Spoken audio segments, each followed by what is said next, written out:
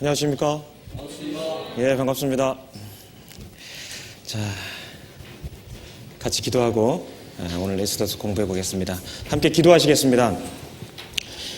거룩하고 자비로우신 하나님 감사드립니다. 하나님 말씀 안에서 거듭난 저희들 주님 말씀 앞으로 붙들어 모아두시고 하나님의 말씀 들을 수 있는 기회를 주셨습니다. 저희에게 허락된 이 하루라는 소중한 시간들을 주님 말씀 앞에서 보낼 수 있도록 도와주시고 붙들어 주시옵소서. 사는 동안에 행여나 좌로나 우로나 치우치지 아니하고 온전하고 분명하신 하나님의 말씀 안에서 그 섭리를 발견하며 즐거워할 수 있도록 주님 붙들어 주시옵소서. 각별히 오늘 에스더서를 통하여 하나님께서 우리에게 주시고자 하신 섭리를 깨우치고자 합니다. 저희들의 마음을 열어주시고 하나님의 뜻하신 바가 드러날 수 있도록 도와주시옵소서. 저희를 사랑하시는 예수님 이름으로 감사하며 기도드렸습니다. 아멘. 성경 말씀 찾겠습니다. 에스더서 9장을 찾도록 하겠습니다.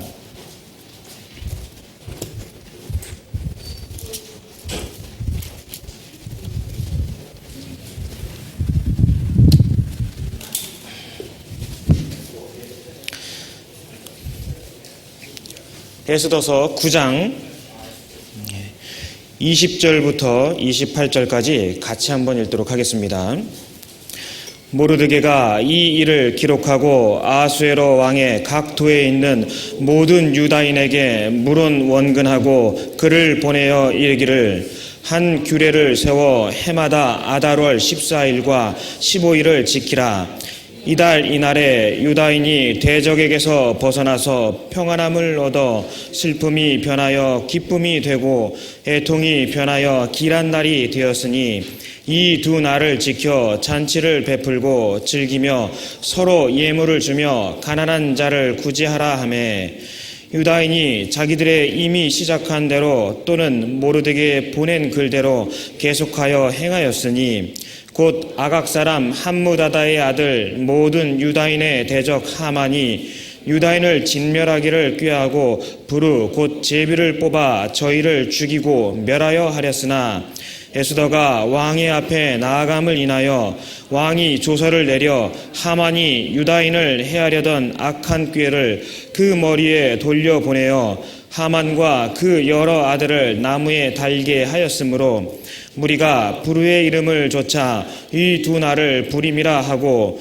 유다인이 이 글의 모든 말과 이 일에 보고 당한 것을 인하여 뜻을 정하고 자기와 자손과 자기와 화합한 자들이 해마다 그 기록한 정기에 이 두 날을 연하여 지켜 피하지 아니하기로 작정하고 각 도, 각 읍, 각 집에서 대대로 이 두 날을 기념하여 지키되 이 부리미를 유다인 중에서 피하지 않게 하고 그 자손 중에서도 기념함이 피하지 않게 하였더라. 반갑습니다. 오늘은 구약 성경의 17번째 책에 해당되는 에스더서를 함께 상고해 보도록 하겠습니다. 방금 전에 읽었던 본문 말씀처럼 이 한 편의 서사시와도 같은 이 내용들은 하나님의 섭리 가운데서 끊임없이 지속되어 오고 있는 그 문체의 특성을 고스란히 드러내고 있습니다. 성경에는, 구약 성경에는 하나님의 이름이 드러나지 않는 두 권의 성경이 있습니다. 에스더서와 아가서라고 우리가 알고 있습니다. 뿐만 아니라 여인의 이름으로 이름을 딴 성경이 두 권이 있습니다. 바로 룻기와 에스더서, 우린 그렇게 알고 있습니다. 여러분들은 에스더서를 통해서 가장 기억에 남는 말씀이 무엇인가요? 죽으면 죽으리이다. 4장 16절에 나오는 그 말씀을 많은 분들이 기억을 하고 있다고 생각이 듭니다. 에스라기와 느헤미야 또 에스더기 이 세 권은 구약 성경에 기록된 처음의 17권의 역사서의 완결편에 해당이 됩니다. 이 세 책은 바벨론 유수가 종료되어지면서부터 그 후에 하나님이 유대인들을 어떻게 취급하시는가를 자세하게 기록하고 있는 총정리서가 되겠습니다. 먼저 성경에서 에스더서가 갖고 있는 위치를 한번 살펴보도록 하겠습니다. 복습입니다. 구약 성경은 잘 아시는 것처럼 39권으로 기록이 되어 있습니다. 처음에 17권을 역사서로 갑니다. 두 번째 등장하는 5권을 체험서 혹은 시가서라고 부르고 있습니다. 그리고 또 17권의 이 마지막에 또 17권의 책이 등장을 하게 되는데요. 통상 이것을 우리가 헵스라고 해서 역사서, 체험서, 그리고 예언서 이렇게 나눠서 구별을 하고 있습니다. 각각 이 17권은 또다시 5권과 9권과 3권으로 나눌 수가 있습니다. 이 예언서도 마찬가지죠. 5권과 9권과 3권으로 나눌 수 있습니다. 이 각각의 5권과 9권을 나누는 기점이 되는 것은 바로 바벨론 포로 이전의 역사서냐 그 이후에 기록된 역사서냐라는 것으로 해당이 됩니다. 예언서도 마찬가지입니다. 바벨론 유수 이전의 예언서와 그 이후의 역사서로서 구별이 되고 있습니다.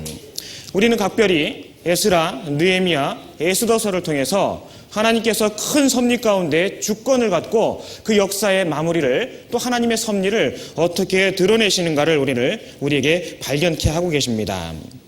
에스라기와 느헤미야는 각별히 유수지에서 예루살렘과 유대의 남은 자를 취급하고 있습니다. 유대로 돌아간 자들에 대한 내용을 하나님은 언급을 하고 있습니다. 하지만 에스더기는 유수지에 머물러 있는 자들에 관한 이야기입니다. 그래서 에스라, 느헤미야는 돌아온 사람들에 관련된 이야기, 그리고 또 에스더는 돌아오지 않고 남아있는 사람들에 관한 하나님의 그 섭리를 말씀으로 베풀어 주고 계십니다. 이 에스더서는 아시는 것처럼 파사의 제1 수산에서 12년 동안 걸친 이야기를 담고 있습니다. 수산궁 많이 들어보셨죠? 과천에 있는 그곳이 아니라 파사에 있는 그 수산에서 12년간에 걸쳐서 있었던 그 이야기를 기록을 하고 있습니다. 그 불임절의 이야기가, 그 불임절의 기원이 바로 이 에스더서에 기록이 되어 있습니다. 유대인들에게는 각별히 레위기서의 7절기가 기록이 되어 있고 여전히 그 절기를 지키고 있습니다. 하지만 그들에게 있어서 그 7절기 위에 수전절, 요한복음 10장 22절에 등장하고 있는 바로 그 수전절을 지키고 있으며 또 하나의 절기, 바로 이 불임절을 그들은 지키고 있습니다. 수전절은 혹시 들어보셨겠습니다만 기원전 165년경부터 그 성전 예배가 회복된 것을 기념하기 위해서 그 봉헌식을 통해서 한우카라고 일컬어지고 있는데요. 그 시점 이후서부터 빛의 제사다라고 해서 그 절기를 지키고 있습니다. 그리고 또 이 에스더서에 기록된 이 불임절은 바로 유대 종교력의 마지막 달에 해당이 되는 아달월에 이 절기를 지키고 있습니다. 그래서 유대인들의 절기는 6월절로 시작이 돼서 바로 이 불임절 아달월에 그 12월에 모든 절기가 맞춰지게 되어 있습니다. 이 에스더서가 기록된 그 중심 연대는 바로 아하수에로 왕이 집권하고 있었던 그 시기에 집중이 되어 있습니다. 그 시절을 기원전 580년 앞뒤로 잡아보고 있습니다. 그 시점에 동양에서는 무슨 일이 있었을까? 바로 BC 483년 바로 그 근처에서는요, 인도의 석가모니가 열반을 하게 됐습니다. 그리고 또 뿐만 아니라 기원전 479년에는 중국에서 공자 선생이 죽게 되는 그러한 일이 있었던 동시대에 갖고 있었던 이야기를 에스더서는 품고 있습니다. 에스라기 또 느헤미야기, 에스더기는 유대인에 대한 하나님의 활동을 기록을 하고 있습니다. 제가 힘을 줘서 읽었는데요. 하나님에 대한 유대인의 활동이 아니라 유대인에 대한 하나님의 활동을 에스더서기는 기록을 하고 있습니다. 하나님께서 그들을 어떻게 보호하셨는가 그에 관한 역사가 기록이 되어 있습니다. 뿐만 아니라 유대인들에 대한 하나님의 섭리에 관해서 자세하게 기록을 하고 있습니다. 남은 훨씬 많은 사람들에 대한 이야기입니다. 불과 1차, 2차, 3차 기환의 여정을 통해서 돌아간 사람들은 불과 5만 명, 3천 명, 2천 명에 지나지 않았었습니다. 훨씬 더 많은 사람들이 그들의 인간적인 이유 혹은 다른 이유에 의해서 그들은 바사 땅에 남아있게 되었습니다.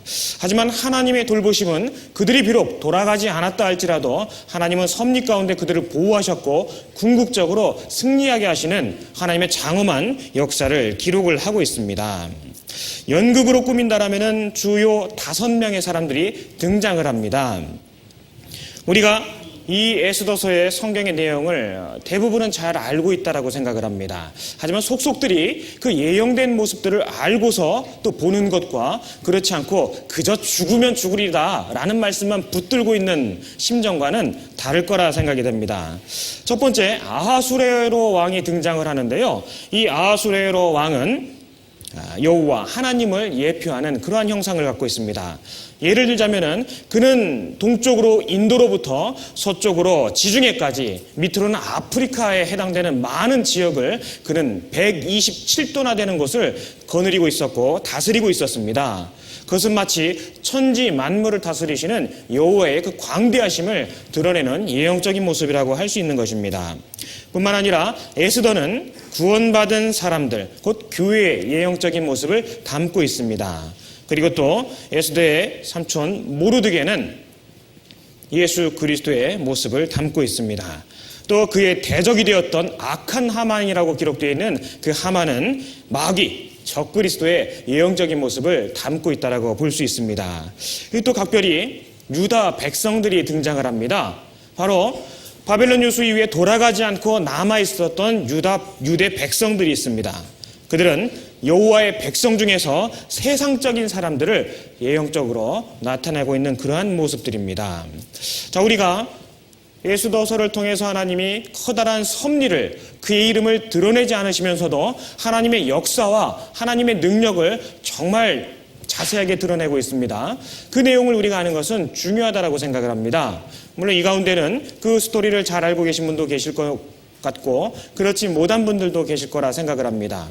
그저 내용만 아는 것이 아니라 방금 전에 말씀드린 주요 등장인물들의 담고 있는 예형적인 모습들을 생각을 하면서 이 스토리를 먼저 한번 살펴보도록 하겠습니다. 에스더서 1장을 찾겠습니다.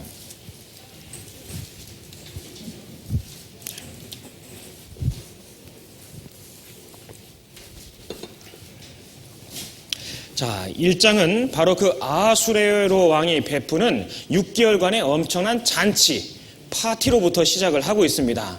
그 왕 아버지 다리오 1세가 마저 거두지 못한 정복전쟁을 재출정하기 위해서 그는 180이라는 엄청난 기간 동안에 왕궁에서 연회를 베풀기 시작을 합니다.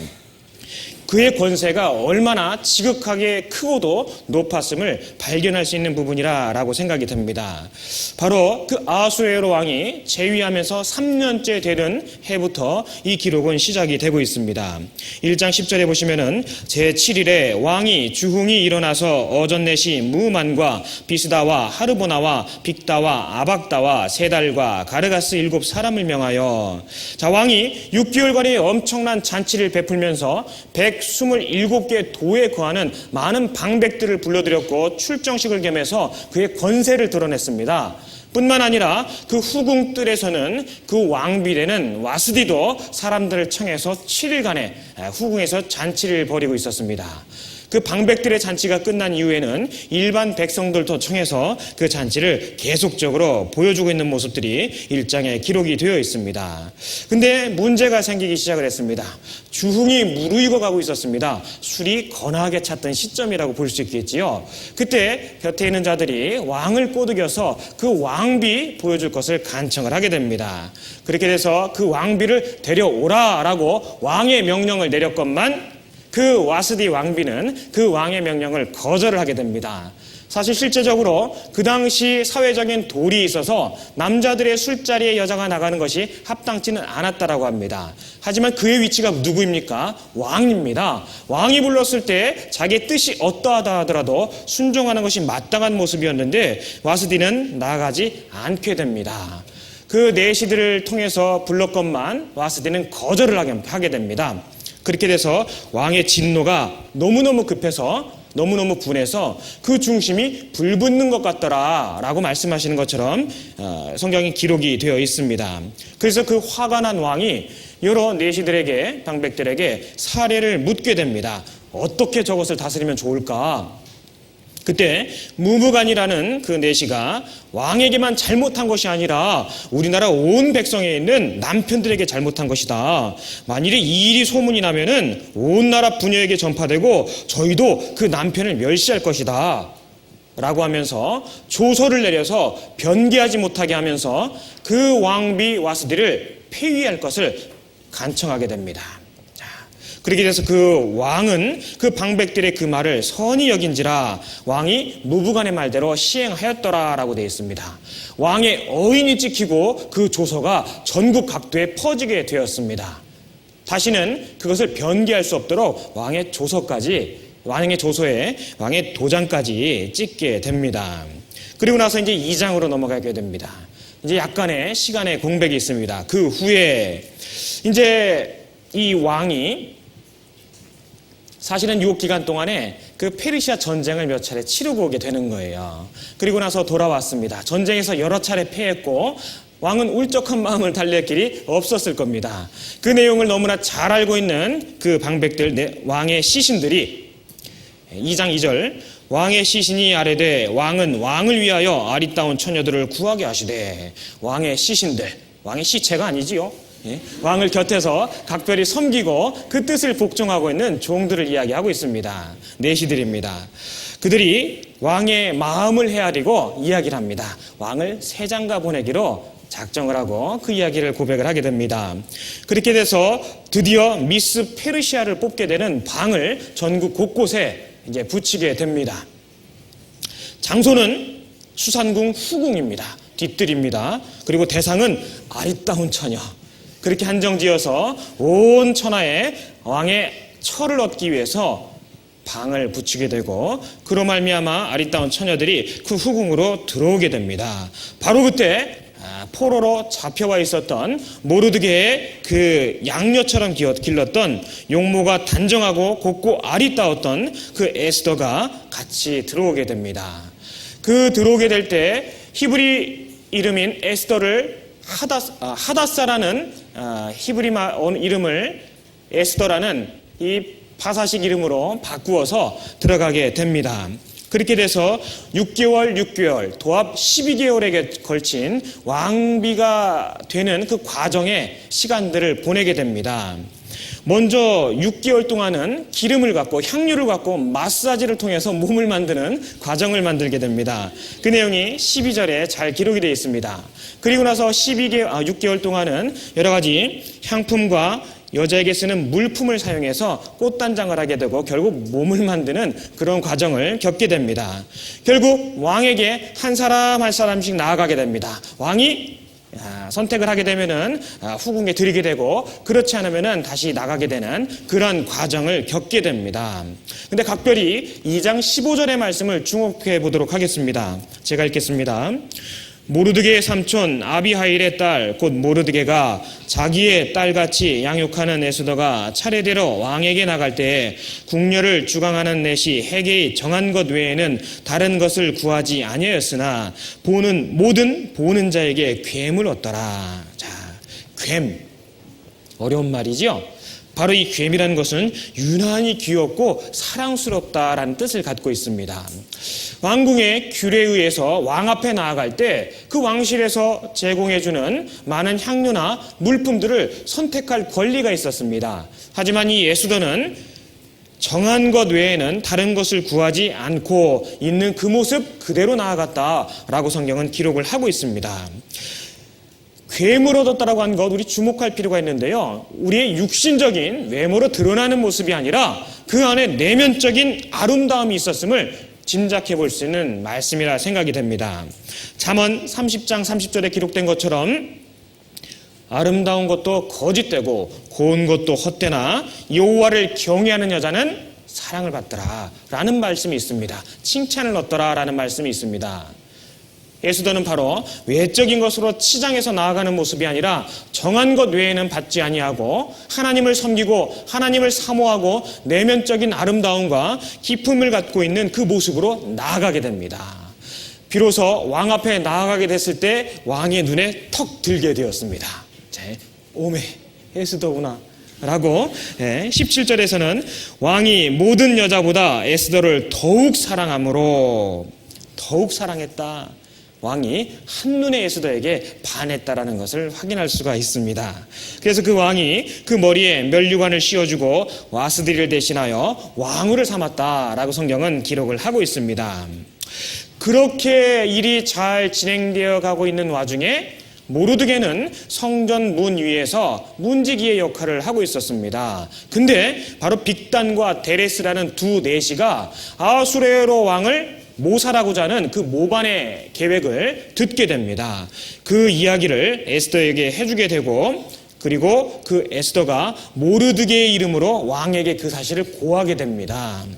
그리고 나서 그 사실대로 그 빅단과 데레스는 참수를 당하게 되고요. 그 모르드게의 이름이 왕의 궁중일기에 기록되게 됩니다. 후에 바로 이 드러나지 않는 사건을 통해서 그들에게 엄청난 전환의 기회가 주어지는 하나님의 섭리가 거기에 들어가 있게 됩니다. 이제 그 이후에 아각 사람 하만이라고 일컬어지는 아말렉의 후손입니다. 그 사람이 많은 권세를 누리게 되고 2인자로서의 역할로서 그 세상의 권세를 누리게 됩니다. 그때 그가 지나가는 모든 사람들이 부복하고 절을 했지만 모르드게는 꼴찌도 아니하고 절하지도 아니했다라고 기록을 하고 있습니다. 날마다 사람들이 권고합니다. 이 사람아, 큰일 나려고 그러지 않느냐? 왜 그러느냐?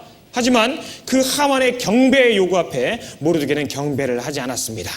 그 모르드게의 눈에 그가 들어왔습니다. 그가 누군지를 알아봤습니다. 바로 유대 사람 모르드게라는 것을 알게 되고 그 마음이 심히 노했다라고 성경은 기록을 하고 있습니다. 바로 그 하만은 모르드게와 그 민족을 아예 없애버리고자 하는 작정을 계획하게 됩니다. 3장 7절에 아하수에로 왕 12년 정월 곧 니산월에 무리가 하만 앞에서 날과 달에 대하여 부르 곧 제비를 뽑아 12월 곧 아다로를 얻은지라. 자, 에스더가 입궁한 지 5년의 세월 후에 바로 그 하만의 계계로 인해서 그 모르드게를 포함한 유대인들이 불과 11달 후에는 멸절을 당할지도 모르게 되는 그러한 위험에 놓이게 됩니다. 12절에 정월 13일에 왕의 서기관이 소집되어 하만의 명을 따라 왕의 대신과 각도 방백과 각 민족의 관원에게 아하수에로 왕의 이름으로 조서를 쓰되 곧 각 도의 문자와 각 민족의 방언대로 쓰고 왕의 반지로 인치니라. 자, 이렇게 돼서 그 기간이 불과 11개월을 남겨둔 시점에 각 도에 있는 모든 유대인들이 멸절을 당하게 될지도 모르는 크나큰 위험에 처하게 됩니다. 바로 그때 에스더가 왕의 명으로 자기에게 그런 큰 일이 닥칠지도 모르게 됐다는 것을 모르드게의 서신을 통해서 알게 됩니다. 그렇게 돼서 모르드게가 그 에스더에게 전가를 보내게 됩니다. 하닥이라는 내시를 불러서 여차저차 일이 이렇게 됐다. 이제 내가 나서야 될 때다. 라고 전가를 보냅니다. 하지만 왕의 규례에 의해서 왕이 금호를 내어밀기 전에 그 앞에 나갔다라가는 죽임을 당하게 되는 그러한 것이 법으로 규정이 되어 있었습니다. 그 내용을 다시 보냄으로 인해서 모르드게가 그의 믿음을 드러내는 서신을 다시 그에게 보내게 됩니다. 4장 11절입니다. 왕의 신복과 왕의 각도 백성이 다 알거니와 물은 남녀하고 부름을 받지 아니하고 안뜰에 들어가서 왕에게 나아가면 오직 죽이는 법이요 왕이 그자에게 금호를 내어 밀어야 살 것이라. 이제 내가 부름을 입어 왕에게 나아가지 못한 지가 이미 30일이라 하라. 14절 같이 읽겠습니다. 이때 내가 만일 잠잠하여 말이 없으면 유다인은 다른 데로 말미암아 노임과 구원을 얻으려니와 너와 네 아비 집은 멸망하리라. 내가 왕후의 위를 얻은 것이 이때를 위함이 아닌지 누가 아니냐. 예. 여기서 모르드게의 그 믿음을 드러내는 아주 기가 막힌 그 말씀이 기록이 되어 있습니다.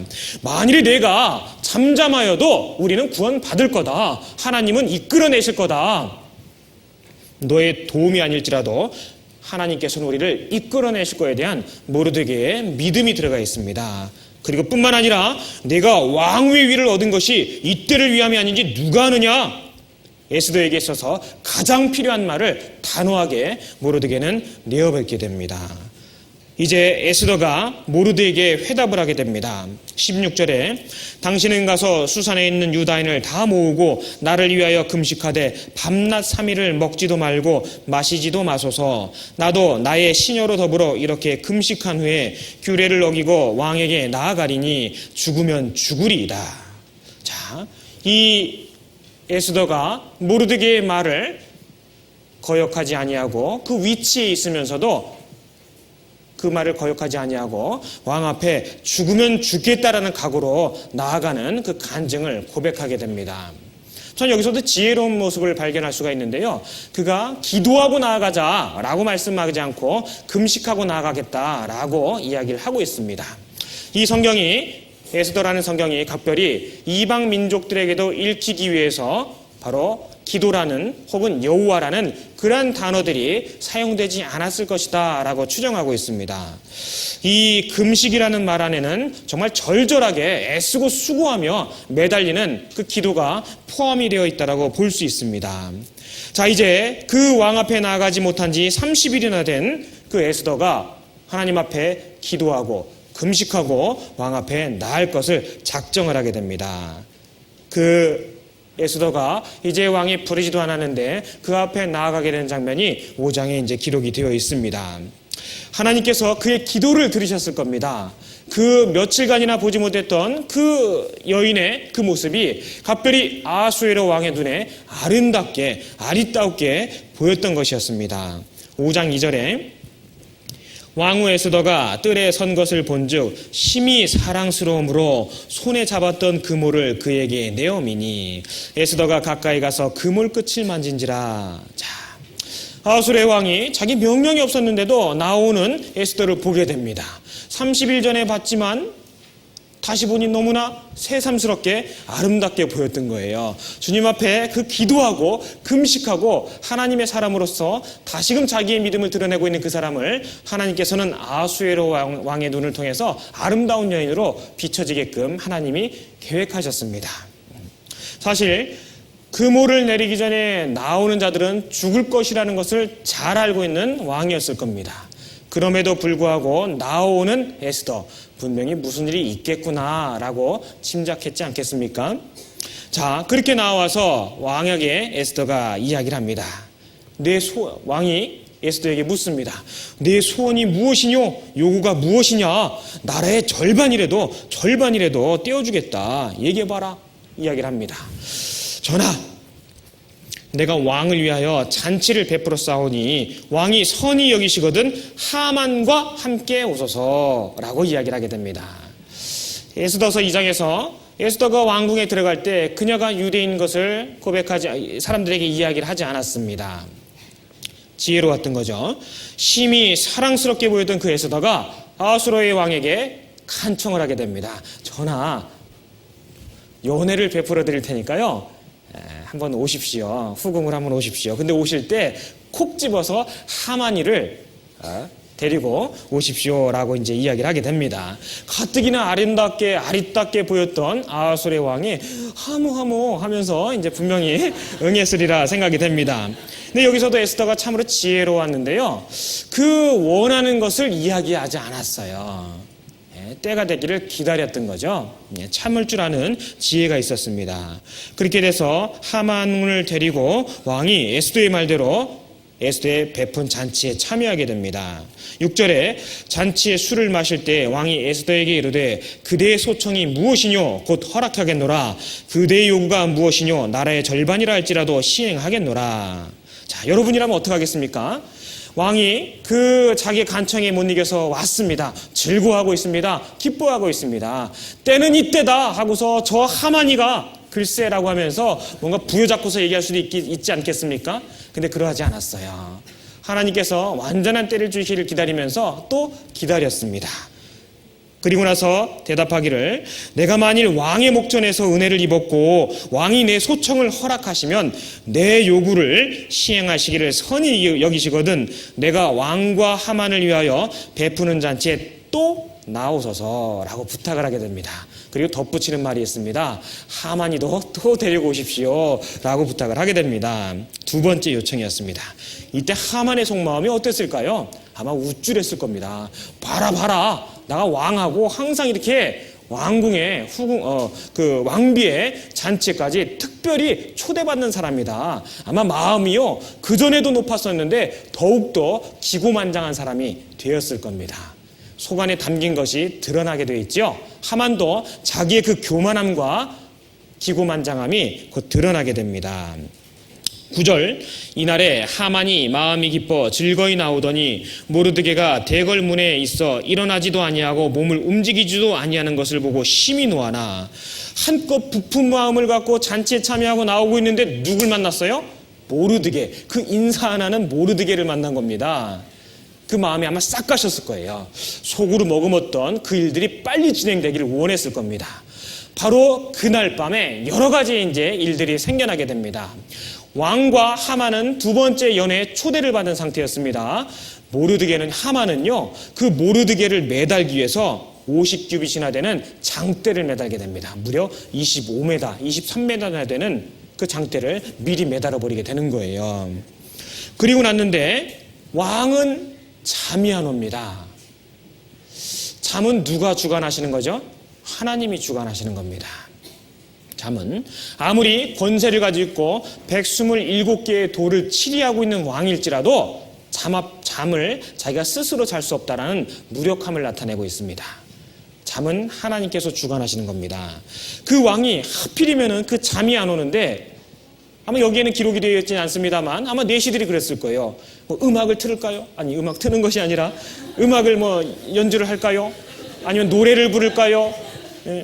여러 가지 요청을 했을지도 모르겠습니다. 근데 왕은 각별히 그런 것들을 다 거절하고 역대일기를 가져다가 읽어보라라 라고 이제 이야기를 하게 됩니다. 자, 그 왕의 127도를 다스리는 왕의 역대일기가 보관되어 있는 창고에 왔다고 한번 생각을 해보겠습니다. 얼마나 많은 역대일기가 있겠습니까? 근데 하필이면은 바로 그 모르드게가 왕의 모살 계획을 발견하고서 일러줬었던 그 역대일기가 기록되어 있는 그 책을 집게 됩니다. 그 역대일기를 가져와서 왕에게 읽어주게 됩니다.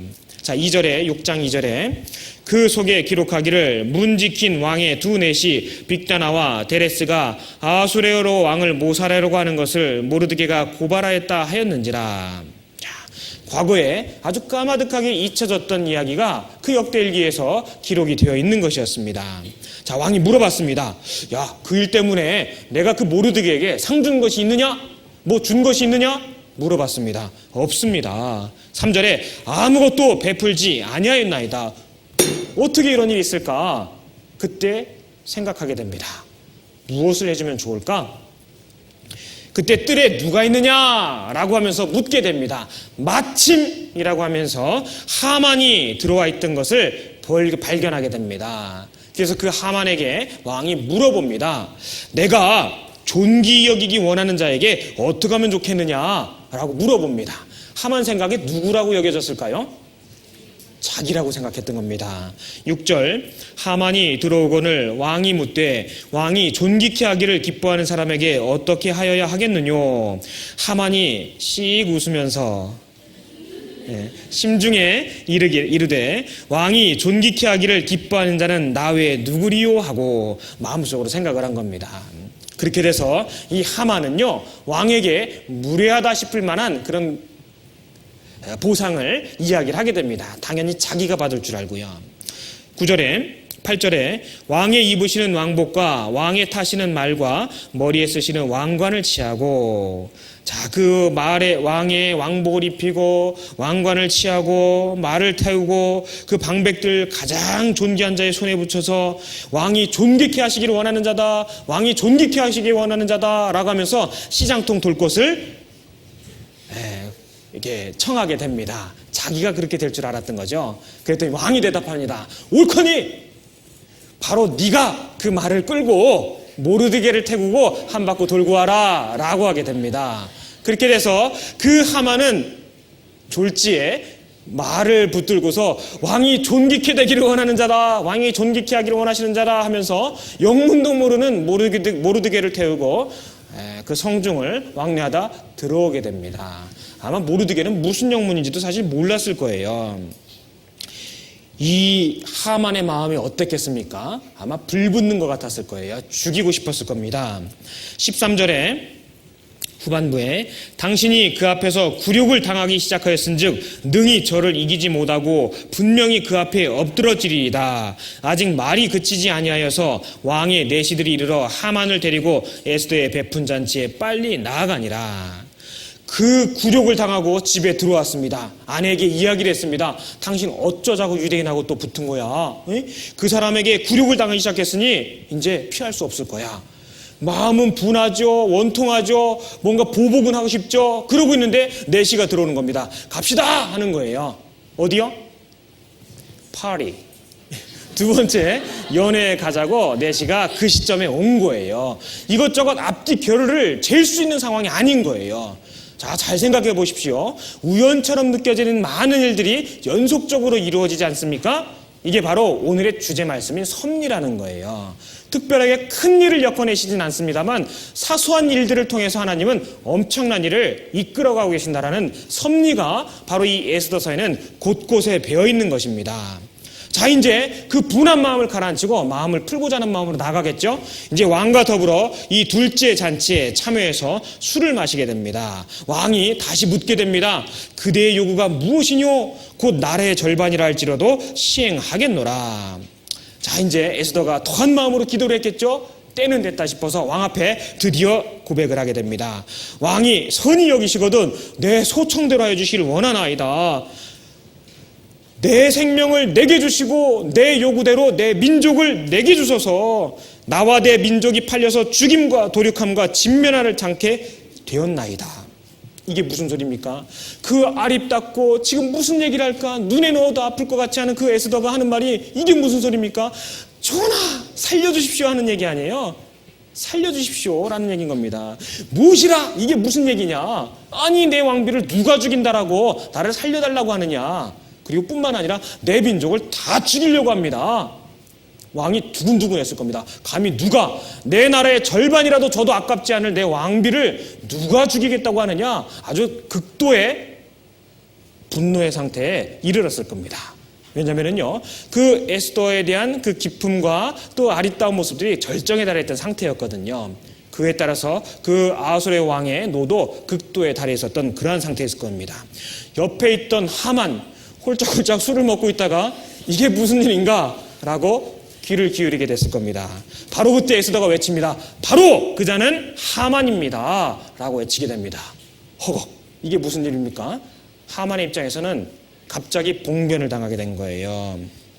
왕이 소위 2인자로 일컬어지고 있는 하만을 에스더가 지목함으로 인해서 혼란스럽습니다. 화는 났죠. 잠깐 궁전 뜰 앞으로 나아가게 됩니다. 그때 하만이 에스더에게 나와서 간청을 하게 됩니다. 이게 왜 이러는 거야? 나 좀 살려줘. 이러지 마라! 라고 했겠지요? 네? 그러고 와서 간청을 하고 있는데 하필 그때 열시키러 나갔던 아하수르의 왕이 딱 들어온 거예요. 왔더니 어떻게 돼 있어요? 7장 8절에 왕이 후원으로부터 잔치자리에 돌아오니 하만이 에스더에 앉은 걸상 위에 엎드렸거늘 왕이 가로되 저가 궁중 내 앞에서 왕후를 강간까지 하고자 하는가? 이게 웬일입니까? 자기는 간청하려고 에스더 앞에 그 술상 앞에 가서 부탁을 하고 있는데 하필 그때 들어온 거예요. 노가 가시지 않았던 왕이었기 때문에 그 술상 앞에 엎드려 있는 그 하만이 왕비를 겁간을 하려고 그러는 것도 본 거예요. 왕이 얼마나 화가 났겠습니까? 이 잡것이라는 그런 말씀은 없습니다만 아마 그렇게 큰 화가 났을 겁니다. 이것을 왕비까지 이제 겁간을 하려고 이제 그 노가 극에 달하게 되는 그런 상황에 이제 내몰리게 됩니다. 9절에 왕을 모신 내시 중에 하르보나가 왕에게 말하되 왕을 위하여 충성된 말로 고발한 모르드게를 달고자 하여 하만이 고가 50규빗 되는 나무를 준비하였는데 이제 그 나무가 하만의 집에 섰나이다. 왕이 가로되 하만을 그 나무에 달라 하매 모르드게를 달고자 한 나무에 하만을 다니 왕의 노가 그치니라. 자, 왕이 왕비를 겁간하려고 하느냐라고 하니까 사람들이 달겨들어서 그 얼굴을 감쌌지요. 그때 기회를 놓치지 않고 하르보나라는 내시가 이야기를 하게 됩니다. 전하, 모르드게를 잡아매려고 나무를 이미 만들어 놨습니다 라고 이제 얘기를 하게 되는 거예요. 거기에 매달아라 라고 하게 된 겁니다. 그렇게 돼서 완전 인생이 역전이 되게 됩니다.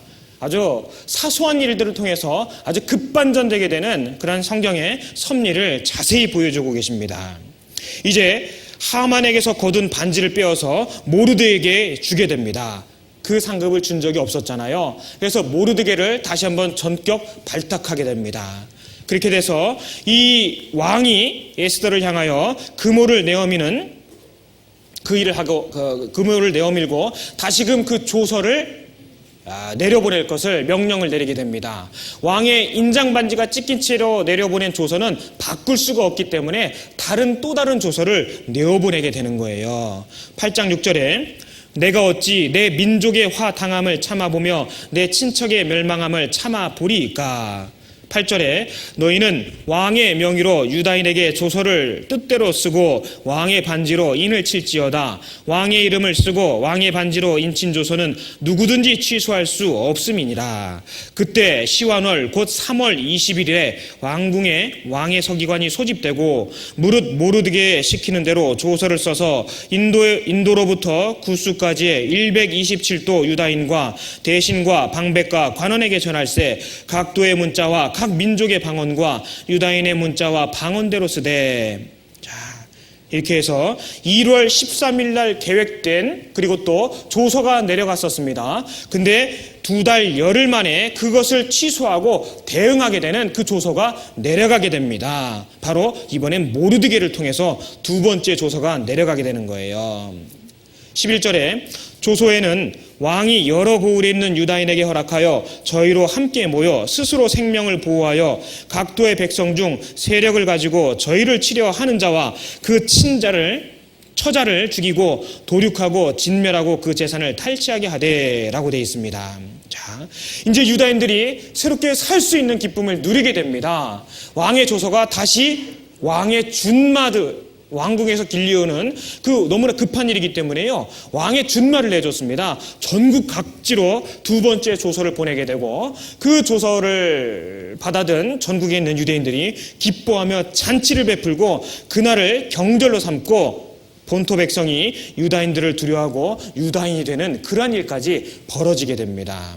그렇게 돼서 9장 1절에 아달월 곧 12월 13일은 왕의 조명을 행하게 된 날이라. 5절에 유다인이 칼로 그 모든 대적을 쳐서 도륙하고 진멸하고 자기를 미워하는 자에게 마음대로 행하고. 자, 이렇게 해서 그들을 대적하고 그들을 진멸하려고 했던 오히려 그들을 이제 유다인들이 진멸하게 됩니다.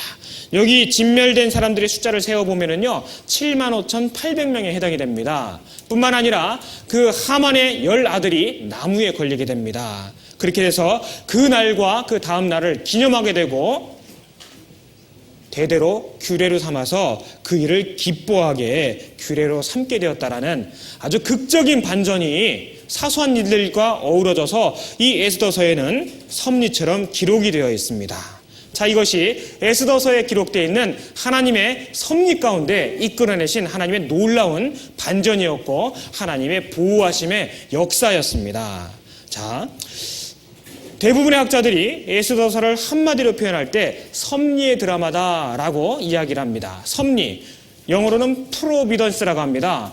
프로는 미리라는 뜻이죠. 그리고 비던스는 보다라는 뜻에 해당이 된다라고 합니다. 섭리라는 것은 장래를 미리 보다라고 이야기할 수 있는 거예요.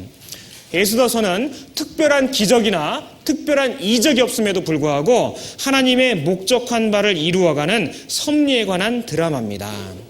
어떤 분은 그 섭리라는 것을 이렇게 쉽게 설명하기도 했습니다. 역사라는 장갑 속에 끼워진 하나님의 손과 같다. 역사라는 장갑 속에 끼워진 하나님의 손과 같다. 제가 만약에 장갑을 끼고 있다면요, 여러분들에게 보이는 것은 장갑일 겁니다. 하지만 그 장갑의 모양을 드러내고 나타내고 있는 것은 그 안에 들어있는 손입니다. 역사의 수레바퀴를 하나님이 이끌어 가시고 싶은 대로 이끌어 가시는 모습들이 있습니다.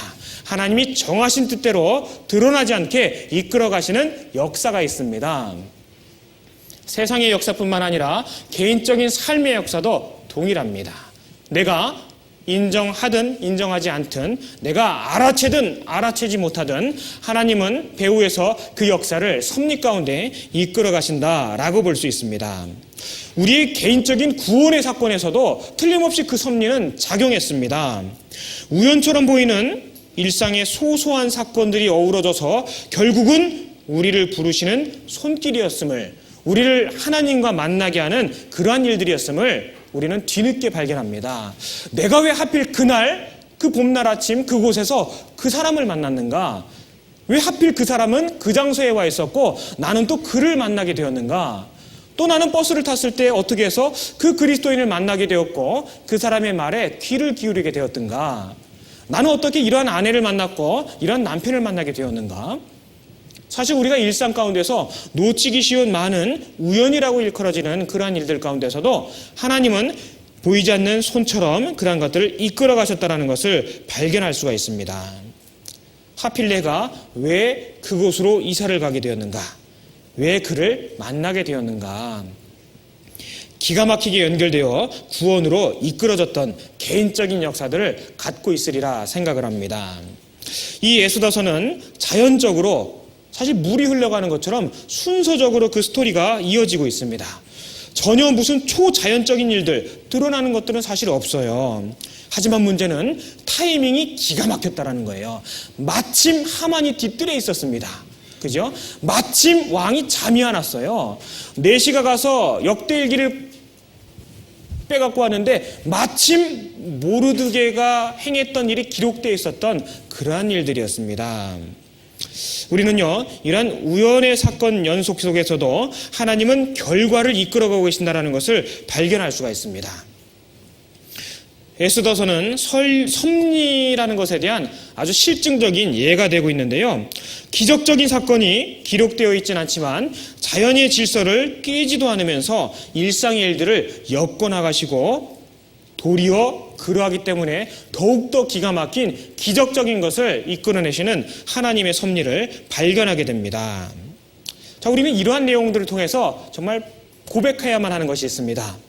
하나님은 큰 역사만 이끌어 가시는 분이 아니라 내 일상에 있어서의 작은 혹은 보통 사건의 주관자임을 우리는 고백하고 인정해야 됩니다. 만일에 내가 그것을 고백할 수만 있다면요, 내게 주어지는 혹은 내가 하루에도 수없이 스쳐 지나가는 많은 사람들, 많은 일들, 많은 기회들을 쉽게 흘려 떠내려 보내지는 않을 거라 생각을 합니다. 아무리 작아 보이는 일도 우리가 전도의 계기로 삼을 수가 있고 만들 수가 있다는 거예요. 에스더서의 특징이 있습니다. 하나님의 이름이 등장하지 않고 있습니다. 왜 그럴까요? 자, 우리는 그 일에 대해서 많은 생각을 하고 또 어떤 이들은 오해를 하고 있습니다. 예를 들자면은 마틴 루터, 그분 같은 경우는 참 큰 오해를 했습니다. 그가 어떤 말을 했냐면은요, 이 책이 존재하지 않았더라면 좋았을 뻔했다 라고까지 이야기를 했습니다. 여호와 이름이 드러나지 않았기 때문에 했던 거죠. 그는 하나님의 감춰져 있는 섭리를 깨닫지 못했다라고 볼 수 있습니다. 사실 그의 고백은요, 우리의 무지함을 드러내고 나의 동일한 무지함을 나타내는 말이라고 할 수 있을 것입니다. 사실 루터뿐만이 아니죠. 내가 경험한 지식의 한계 내에서 이것은 옳고 이것은 그르다 라고 말할 수 있는 것이 과연 몇 가지나 되겠습니까? 사실 결론이라는 것은 천국에 올라가서 주님 앞에 서게 됐을 때 발견하는 것이 결론 아니겠습니까? 잠언 21장을 한번 찾겠습니다.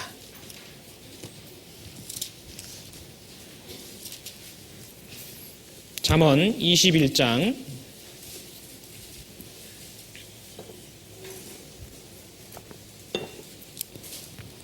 1절 말씀 같이 읽겠습니다. 왕의 마음이 여호와의 손에 있음이 마치 보의 물과 같아서 그가 임의로 인도하시는도다. 예, 자, 여호와의 손이 과연 어떤 것 같으냐면요, 보에 갇혀 있는 물과 같다라는 거예요. 수문을 열면 나가고 수문을 닫으면 고이게 되어 있습니다. 보이는 것은 물이지만 그것을 주관하고 간섭하는 다른 섭리가 있다라는 것을 말씀을 하고 계신 거지요. 우리는 이 에스더서를 통해서 눈에 확연하게 드러나진 않지만 혹은 그의 이름이 분명하게 언급되진 않지만 하나님의 보이지 않는 섭리 가운데 이끌어 가지고 있는 큰 흐름을 발견할 수가 있습니다. 루터는 그것을 못 보았다고 생각할 수 있습니다. 그리고 또 하나님의 이름이, 여호와의 이름이 언급되지 않는 이유를 여러 가지로 생각해 볼 수 있습니다. 첫 번째는 이방인들 사이에서 남겨진 자들에게 기록된 하나님의 말씀입니다. 그렇기 때문에 이방인들에게도 읽혀지게 하기 위해서는요, 여호와의 이름이 들어가지 않을 수밖에 없었다라고 생각이 되어집니다. 그래서 아까 말씀드린 것처럼 4장 16절에서 에스더가 하나님께 기도하고 나아가자라고 한 것이 아니라 금식하고 나아가자라고 성경은 기록을 하고 있습니다. 하나님께 금식을 하자라는 표현은 기도하고 부르짖자라는 표현이거든요. 근데 의도적으로 기도라 하지 않고 금식하자라고 말씀하고 계십니다. 자, 좀 우리가 전도할 때도 그런 거 느끼지 않습니까? 저도 상담을 개인적으로 하다 보면은요, 굳이 어떤 분들에게는요, 성경책을 들여면서 했을 때 부담을 느끼는 분들이 있어요. 하지만 성경책을 굳이 피고 하지 않아도 성경에 나오는 말씀과 성경의 지혜와 뜻을 가지고서 그들의 마음을 이끌어낼 수 있는 경우가 있습니다. 물론 궁극적으로는 성경 말씀을 통해서 그 마음이 깨달아지고 믿음에 도달하는 것은 당연하지요. 하지만 우리가 전도를 행함에 있어서도 굳이 이방 민족들 가운데 살고 있는 그들에게 하나님의 이름을 언급하지 않은 그러한 또 섭리가 있지 않을까라고 생각해 볼 수 있습니다. 그리고 또한 보이지 않는 하나님의 배후에서의 사역을 도리어 강조하기 위해서 하나님의 이름을 언급하지 않았다라고 볼 수도 있을 것입니다. 하지만 보이지 않는다라고 해서 이 에스더서에 여호와 이름이 들어가 있지 않은 것은 아닙니다. 이 성경은 한편의 시처럼 기록이 되어 있습니다. 어떤 성경은 운율이 있습니다. 반복되는 대꾸들이 있습니다. 그 히브리 말은 그 음률을 또 음가를 따질 수가 있는데요. 이합체라고 합니다. 서두의 말과 끝나는 말을 항상 동일하게 반복하거나 음가를 갖게 함으로 인해서 그것이 갖고 있는 단어를 배후에서 드러나게 합니다. 그런 식으로 구성되어 있는 단어가 에스더서에 5군데에서 반복이 되고 있다고 합니다. 그것을 조합해 보면은 여호와라고 합니다. 겉으로 표면상으로 드러나진 않지만 문장을 맞춰 보았을 때 여호와라는 이름이 5번이나 등장하고 있다고 유대학자들은 그렇게 기록을 하고 있습니다. 자, 우리가 여기에 등장하고 있는 마치 중심인물과도 같은 아하수에로 왕, 그의 역사로부터 이 성경은 기록이 되었고 시작이 되고 있습니다. 아하수에로 왕, 영어식 표현입니다. 이 아하수에로 왕은 페르시아의 5번째 왕에 해당이 되죠. 그 고레스 왕, 그리고 캄비세스, 스메르데스, 그리고 다리오 1세 그의 아들이 바로 이 아하수에로 왕입니다. 그 통치 기간은요, 대략 기원전 485년경부터 약 20년간 464년까지 통치를 했었습니다.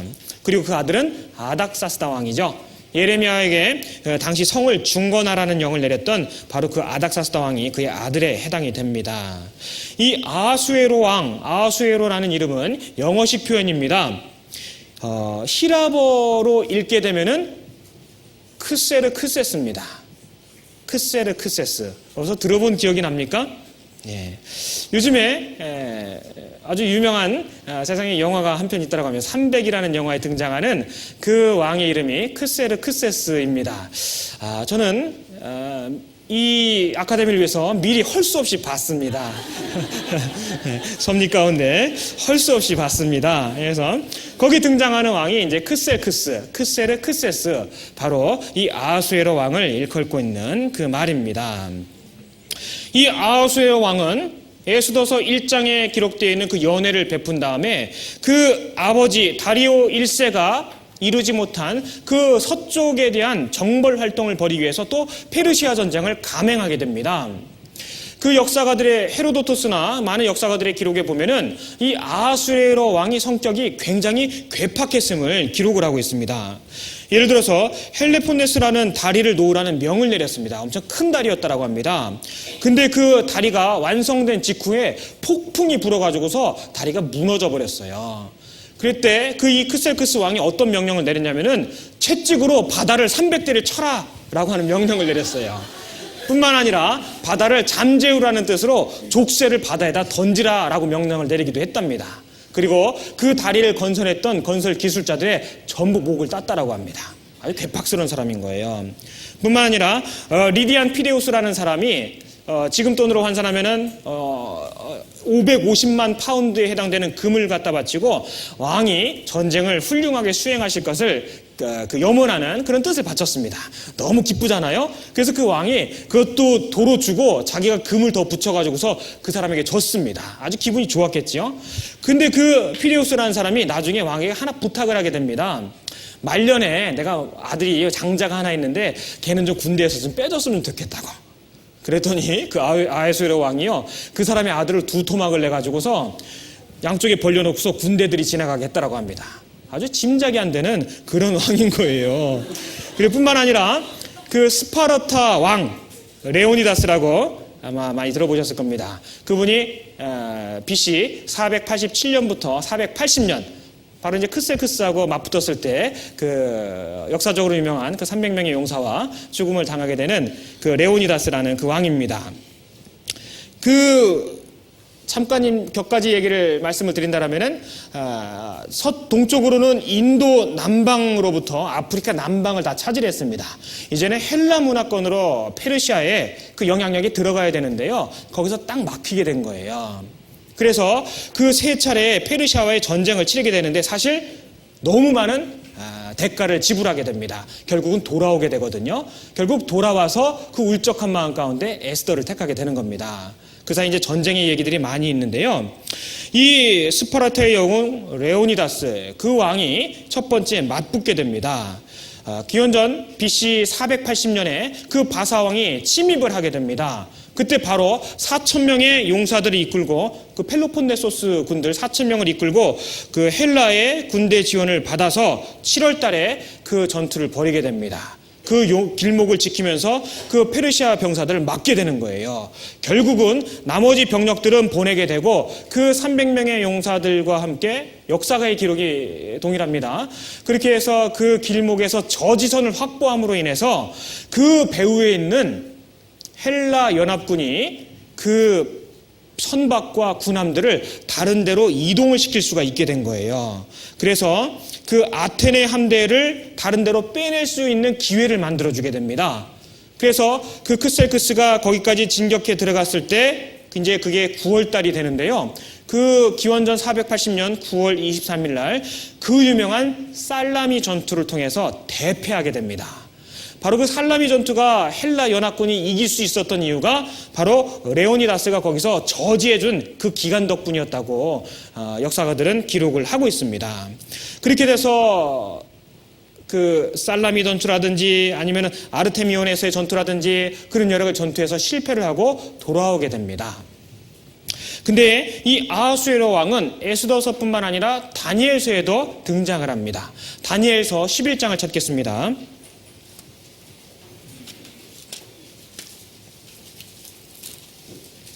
다니엘서 11장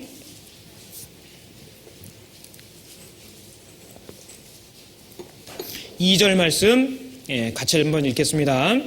이제 내가 참된 것을 내게 보이리라. 보라, 바사에서 또 새 왕이 일어날 것이요 그 후에 넷째는 그들보다 심히 부요할 것이며 그가 그 부요함으로 강하여진 후에는 격동시켜 헬라국을 칠 것이며, 여기 나오는 그 고레스 이후에 새 왕이 나고 넷째, 바로 다섯 번째 왕이 되는 거죠. 고레스부터 따진다라면은 그가 바로 아하수에로 왕입니다. 그리고 그가 그 왕이 헬라국을 칠 것이다 라고 이제 기록을 하고 있는데 이것이 바로 그 살라미 전투에 해당이 되는 것입니다. 자, 크셀크스. 그 왕의 이적은 그렇게 이제 시작을 하고 있고 역사가들은 기록을 하고 있습니다.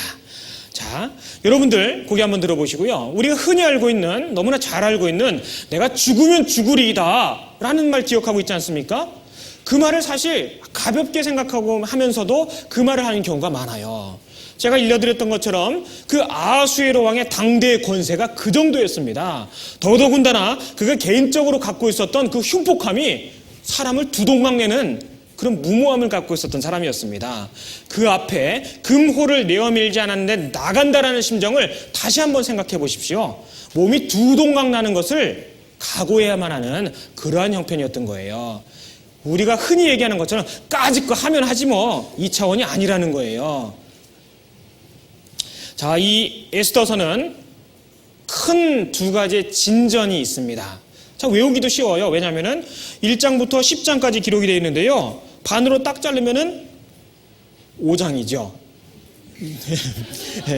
반으로 딱 자르면 5장입니다. 이제 이 5장까지 전개되는 위기가 이제 6장에 접어들면서부터 급진전하고 급반전하게 됩니다.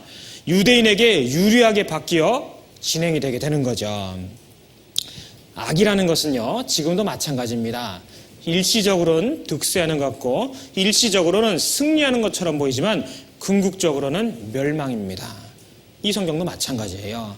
일시적으로는 그들이 죽음의 위협에 놓이게 되고 일시적으로는 그들이 고통 가운데서 애통하는 시기가 다가오기도 하지만 궁극적으로 하나님은 웃게 하십니다. 궁극적으로 하나님은 승리하시는 분이라는 것을 우리가 발견할 수 있는 거예요. 하나님은 섭리라고 하는 움직일 수 없는 그 하나님 얼굴을 갖고 계십니다. 그 배후에서 하나님의 그 웃고 계신 얼굴을 사실 숨기고 계신 거예요. 성경에는 하나님이 웃고 계신다라는 여러 차례의 말씀이 기록되어 있습니다. 시편 2편을 찾겠습니다.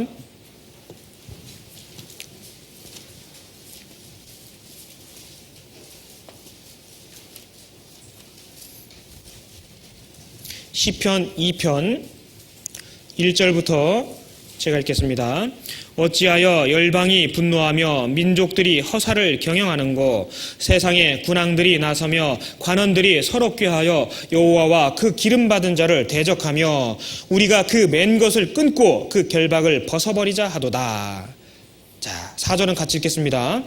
하늘에 계신 자가 웃으시며 주께서 저희를 비웃으시리로다. 예. 자, 어찌하여 열방이 분노하며 민족들이 허망한 것을 허사를 경영하느냐? 어떻게 하나님이 정하신 것을 끊겠느냐? 예. 그들이 사람의 뜻으로 낸 것으로 하나님의 사람들을 결박할 수가 있겠습니까? 없지요. 아무리 세상이 우리를 결박하고 우리의 믿음을 헤아려 한다 할지라도 하나님 배후에서 웃고 계십니다. 하나님의 사람을 하나님이 보호하고 계신다는 것을 하나님은 그 사건의 배후에서 웃으시면서 바라보고 계시다라는 그런 말씀인 겁니다. 시편 37편 찾겠습니다. 시편 37편 13절 말씀 같이 읽겠습니다. 주께서 저를 웃으시리니 그날의 이름을 보심이로다. 주께서 웃으시리니 아무리 악이 우리를 둘러 진치고 우리를 헤아려 한다 할지라도 주님은 웃고 계십니다. 궁극적인 승리는 그분에게만 있기 때문에 그렇습니다. 이제 우리 차례입니다. 내 배후에 웃으시며 보호자 되시며 주권자 되시는 그분께서 나를 보호하시고 이끌어 가신다라는 섭리를 깨닫고 있고 발견하고 있다라면요, 우리 역시 당혹스럽고 환난당한 것처럼 보이는 그러한 형편에서도 우리는 마땅히 웃을 수 있을 것입니다. 우리 배후에 웃으시는 하나님이 계시다라는 것을 우리는 인정하고 알아야만 합니다. 우리 흔히 영화 보면은 혹은 톰과 제리라는 그 유명한 영화를 보면은 항상 고양이가 그 쥐한테 고양이가 쥐한테 당하잖아요. 그 고양이는 뭐 생각 없이 막 쫓아가다가 항상 함정에 빠지기도 하고 막 그럽니다. 근데 그 배우에서는 그 제리라는 쥐가 웃고 있어요. 막 생각 없이 막 헐레벌떡 달려오고 있는 그것을 보면서 딱 웃고 있다가 함정에 탁 빠뜨립니다. 사실 이 말씀 보면 좀 그런 생각이 납니다. 아무리 지금 내 곁에서 대적이 나를 모함하고 음해하고 나의 형편을 저 땅끝까지 내려가게 만든다 할지 몰라도 저는 사실 웃을 수 있습니다. 왜? 궁극적으로 하나님은 승리하시기 때문에 그래요. 우리 많은 청년 여러분들 직장 생활 가운데서 내가 구원받았다는 이유 때문에 애매한 고난을 겪고 또 마땅히 내가 정말 겪지 않아야 될 일인데도 오히려 내가 먼저 미안하다라고 해야 될 일도 있을 것입니다. 걱정 마십시오. 모르드게의 그 선행을 덮어두신 것이 아니었습니다. 하나님이 쓸만하실 때 더욱더 높고 더욱더 존귀하게 드러내기 위함이었다는 거예요. 교회 안에서 봉사를 하고 수고하고 숨은 곳에서 땀 흘리고 있는 많은 일꾼들이 있습니다. 누가 그들을 바라보겠습니까? 바로 숨어 계시고 뒤에 계신 주님께서 역사하시고 그들의 행위를 살피시고 이 다음에 보응하신다라는 하나님의 섭리를 우리는 결단코 잊어서는 안 되겠습니다. 현재 우리가 당하고 있는 고난과 시련이 있다면요, 바로 그러한 것들에 해당이 됩니다. 어쩌면 우리가 어떤 음모에 휘말려서 시련 중에 있더라도 사실 이러한 말씀들, 주께서 저를 비웃으시리니 그날의 이름을 보심이로다. 정말 내가 어려움 가운데 처해 있을지라도요, 내가 이 말씀을 기억할 수만 있다면은 우리는 정말 마음 가운데 하나님의 능력과 하나님의 섭리 가운데서 웃을 수 있을 것이다 라고 생각을 합니다. 우리는 또한 모르드게가 한 말을 통해서도 그의 믿음을 정말 발견하고 본받아야 되겠다라는 생각을 해봅니다. 에스더서 4장으로 다시 가보겠습니다.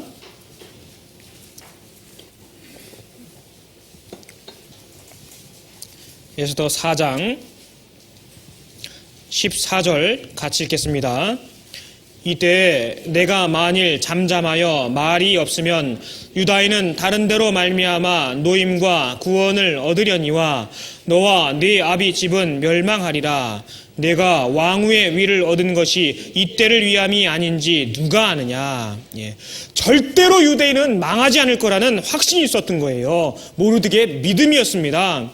시련과 시련을 당한다 할지라도 절대 망하지 않을 것에 대한 확신이 그의 간증을 통해서 그의 입을 통해서 나오고 있습니다. 주님 나라에 이를 때에 우리의 명예를 회복하실 것을 믿을 때 우리는 웃을 수 있습니다. 우리더러 정말 성경을 잘 모르는 많은 이들이요, 혹은 어떤 조롱과 비난을 이야기할 때도 있으리라 생각을 합니다. 내가 직접적으로 혈육과 그런 일들 때문에 눈물을 흘려야 되는 경우들도 많이 경험하고 계실 거라 생각을 합니다. 하지만 어떠하십니까? 내가 아버지를 믿으니 나를 믿으라 라고 주님께서 말씀하셨습니다. 우리가 정말 살아서 역사하시고 우리의 배후에서 섭리 가운데 계시는 주님을 믿는다라면요, 우린 도리어 그러한 상황 가운데서 내 믿음을 드러내는 기회로 삼을 수 있을 것이다 라고 생각되지 않습니까? 자, 이 180일간 지속된 잔치, 당시 역사의 기록들은 그것들이 실제 존재했었음을 또 충분히 그러하다라는 것을 증명을 하고 있습니다. 자, 이제 그 다른 주인공들이 있습니다. 그 하만과 모르드게가 있는데요. 왜 모르드게가 하만에게 절을 하지 않았을까요? 분명히 그것은 하만이 요구했던 그 경배는요, 신에게 요구하는 수준의 경배였을 겁니다. 하나님에 대해서만 경배할 수 있는 그들의 모습 가운데 절대 용납할 수 없는 그러한 것들이었을 겁니다. 뿐만 아니라 하만은 아각 사람이었습니다. 아각 사람. 그 앞에 3장 1절을 보겠습니다. 그 후에 아하수에로 왕이 아각 사람 함무다다의 아들 하만의 지위를 높이 올려 모든 함께 있는 대신 위에 두니, 여기 아각 사람 함무다다의 아들 하만, 분명하게 그의 혈통을 이야기를 하고 계십니다. 아각 사람은 누굽니까? 바로 아말렉의 후손이죠. 아말렉은 또 누구의 후손입니까? 바로 에서의 손자가 아말렉이었어요. 하나님의 뜻을 저버린 것에 해당이 됩니다. 자, 그 아말렉은 하나님이 말씀하시기를 도말하라, 진멸하라고 하셨습니다. 근데 남았지요. 유대인들이 광해 생활을 할 때 끝까지 쫓아다니면서 그 신앙의 생활을 괴롭혔던 자들에 해당이 됩니다. 그래서 도말하라고 했습니다. 출애굽기 17장을 찾아보겠습니다.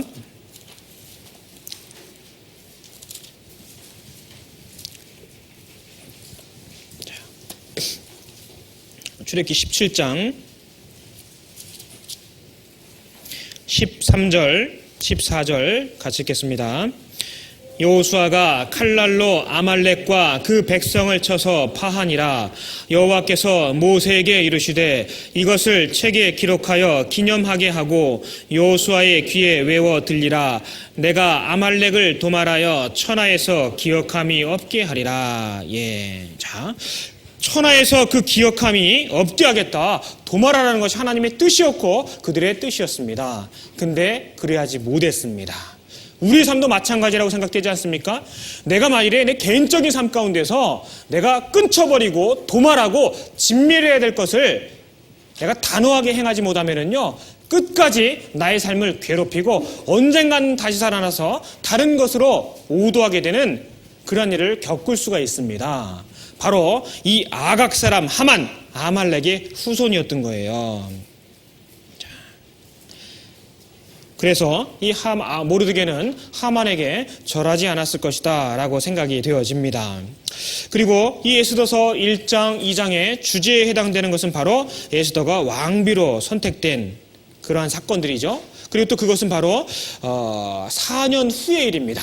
다시 에스더서 1장으로 한번 가보겠습니다.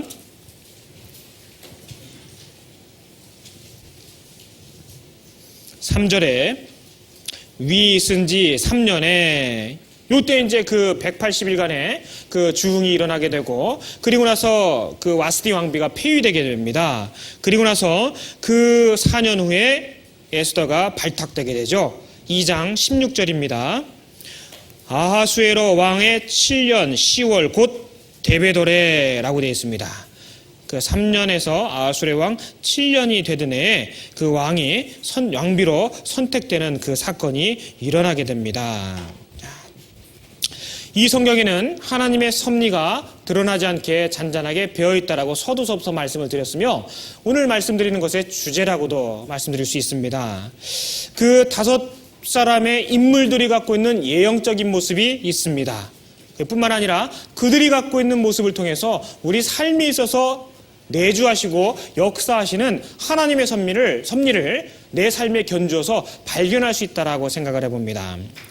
먼저 그 바사에 남아있었던 유대인들에 대해서 먼저 한번 생각을 해보도록 하겠습니다.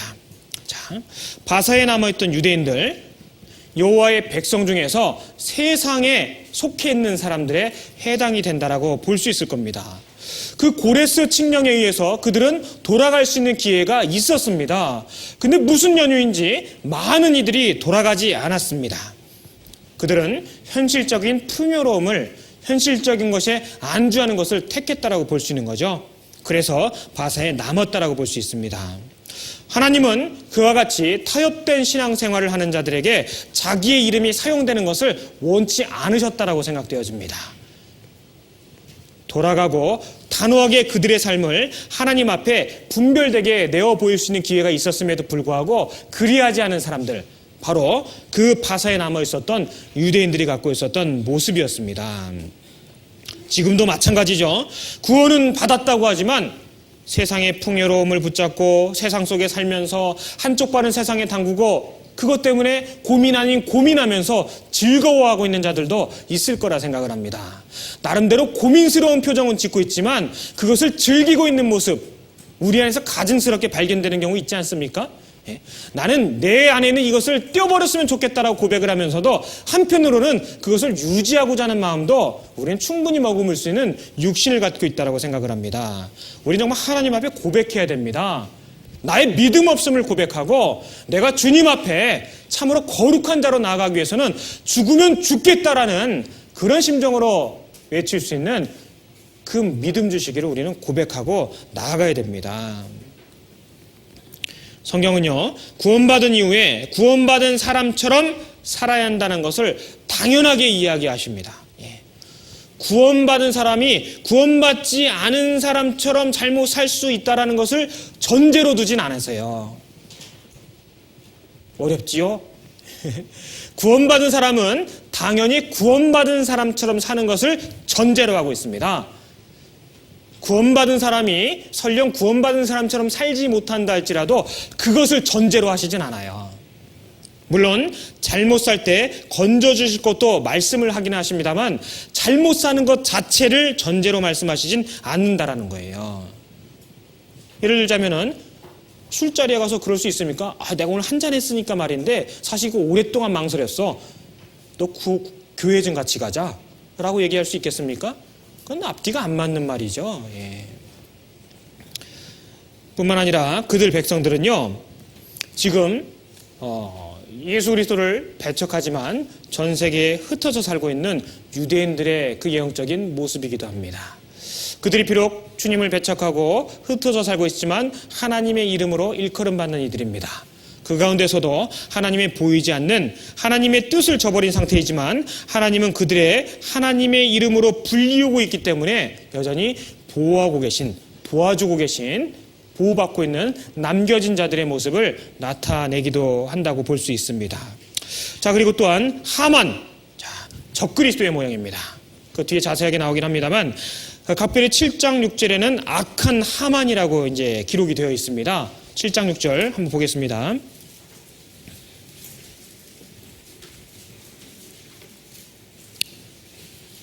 에스더가 가로되 대적과 원수는 이 악한 하만이다 하니 하만이 왕과 왕후 앞에서 두려워하거늘. 예. 자, 두 번째 그 연애를 베풀 때 에스더가 콕 집어서 이야기했습니다. 바로 그는 이 악한 하만이니이다. 자, 그 히브리의 숫값으로 그 악한 하만이라는 그 명칭을 숫값으로 환산을 해보면은요 666이라는 숫값을 띠고 있다라고 합니다. 놀랍지 않습니까? 악한 하만, 적그리스도의 예언적인 모습을 갖고 있습니다. 그 큰 권력, 아수에로 왕의 버금가는 그 다음 자리를 차지하고 있는 그 권세를 누리고 있습니다. 그리고 아주 엄청난 교만함을 보여주고 있습니다. 왕처럼 되고자 해서 자기가 왕의 왕관과 왕복과 왕에 타는 말을 아주 당당하게 줄 것을 요청을 하고 있습니다. 땅에 떨어진 그 사단의 모습을 고스란히 하만이 드러내고 있습니다. 왕처럼 되고자 하는 교만함을 갖고 있습니다. 뿐만 아니라 하나님에게 속한 사람들을 대적하고 죽이고자 하는 아주 강렬한 증오심을 갖고 있습니다. 하지만 궁극적으로 그의 결과는 파멸이었습니다. 자, 이 모든 것들은 적그리스도의 예언적인 모습이라 생각할 수 있습니다. 그리고 또 서두에 말씀드린 대로 이 아수르의 왕, 자, 127도 온 천하의 많은 부분을 다스리고 있는 그 아수에로 왕, 하나님의 예언적인 모습입니다. 근데 또 어떤 분이 그렇게 생각하실 수도 있겠어요. 아니, 그렇게 괴팍스러운 사람이 어떻게 하나님의 예언적인 모습이라고 할 수 있습니까? 혹시 그런 생각하십니까? 예? 뭐 사람을 두 동강 내고 막 그랬다는데. 예? 자, 예언이라는 것은요, 말 그대로 그에게 있어서 부분적인 것을 이야기하는 것이지 그 삶의 전체적인 것을 이야기하는 것은 아닙니다. 자, 여호와는 나의 목자시니, 그죠? 그런 말씀이 있죠? 근데 결국 목자가 그 양들 잡아먹거든요? 자, 제가 그 심한 말을 드린 것이 아니고 예형, 모형이라는 것은요 부분적인 것을 갖다 인용을 한다는 것입니다. 모형은 부분적인 것을 이야기하는 거예요. 자, 다윗은 예수 그리스도의 모형입니다. 근데 다윗이 간음하지 않았습니까? 네. 자, 성경에서 섭리 가운데 들어있는 예형, 모형의 모습을 이해하지 못하면은요 속으로 그런 생각하는 거예요. 아까 표정이 좀 그랬어. 그래서 그 아하수의 왕은 그 엄청난 왕권을 소유하고 있습니다. 그 직분과 권력을 누리고 있습니다. 하지만 그의 성품과 인격은 그 그리스도의 하나님의 예언적인 모습은 아니라고 하겠죠. 자, 에스더, 여러분들이 사랑하시고 주님이 그 사랑하셨던 에스더, 교회의 모형입니다. 그녀는 아리따움을 소유하고 있었습니다. 외형적으로 치장한 아리따움이 아니라 그 안에, 그 질그릇 안에 심히 아름다운 보배를 갖고 있다라고 그리스도인들을 일컬은 것처럼 그녀는 교회의 아름다움을 소유하고 있었습니다. 뿐만 아니라 그 정말 이방 민족의 부모도 없는 고아였습니다. 근데 그가 엄청난 나라의 왕비가 됐습니다. 누구 얘기 같습니까? 제 얘기고 우리 얘기잖아요. 천지 창조주시고 심판자시고 주권자 되시는 분의 신부가 되는 게 누구입니까? 바로 믿음으로 구원받은 우리들입니다. 그래서 에스더는요, 아름다운 교회, 또 높이 올라간 그의 모습은 하나님의 신부가 되는, 그리스도의 신부가 되는 그 교회의 모습을 드러내고 있습니다. 우리는 법을 갖고는 그 앞에 못 나가는 거예요. 왕이 금호를 내어밀지 않으면은 그 앞에 못 나가지 않습니까? 죽임당하지 않습니까? 율법으로 나아가는 것이 아닌 거예요. 그죠? 하지만 우리는 은혜로 나아갑니다. 은혜로 나아갑니다. 그래서 우리가 믿음으로 그 앞에 당당히 나아감을 얻었노라 라고 에베소 3장은 고백하고 있습니다.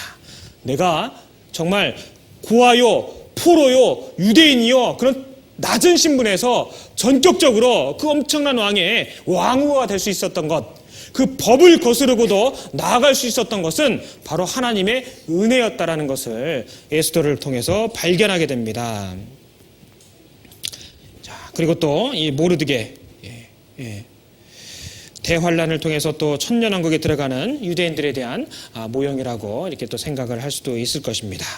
하만에게 부복하지 않았거든요. 그런 여러 가지 이제 모형들을 갖고 있습니다. 그 에스더 서론 부분을 살펴보도록 하겠습니다. 자, 에스더는 본서 주인공 바사식 이름 에스트레에서 유래하였다. 히브리 원전과 마찬가지로 70인역 성격, 그리고 또 벌게이트 역의 본서 제목도 역시 별이라는 의미를 지닌 에스테를 그대로 따랐다. 자, 그 에스더의 구성은요, 1장부터 5장까지와 그리고 6장부터 10장까지의 내용을 나눠서 살펴볼 수가 있습니다. 그 전반부는 유대인들에 처한 중대한 위기입니다. 겉으로 드러나 있는 심대한 위기 가운데 그들이 울부짖으며 고민하게 되고 고통 가운데 허덕이게 되는 모습이 잠깐 동안 드러납니다. 하지만 그것이 궁극적인 것은 아니죠. 결론은 하나님께서 승리하시고 유대인들이 승리하고 그 날들을 기쁨 가운데 보내게 되는 불임절로서 마감하게 되는 그러한 내용으로 기술이 되어 있습니다. 자, 이 에스더서는 궁극적으로 신약 시대에 사는 우리들에게 하나님은 어떤 분인가, 또 어떤 곳, 어떤 상황에서도 우리를 보호하시고 택한 자들을 지켜주신다라는 하나님의 보이지 않는 섭리를 드러내 보이고 계십니다. 이스라엘을 죽이려고 했던 원수가 오히려 죽임을 당하고 선민 이스라엘이 하나님의 기적적인 섭리 가운데서 구원함을 얻게 되는 그 사건을 이 성경은 기록을 하고 있습니다. 넓게 봤을 때는요, 성도와 이 교회를 멸하려는 모든 사단의 세력들이 멸하여지고 교회의 영원한 승리를 예언적으로 보여주고 있는 것이 가장 큰 주제다라고 말씀을 드릴 수 있습니다. 유대인들은 그 생존을 위협했던 그 이방 땅 수산성에 비유될 수 있는 이 사회를 살아가고 있는 우리들의 모습과도 흡사합니다.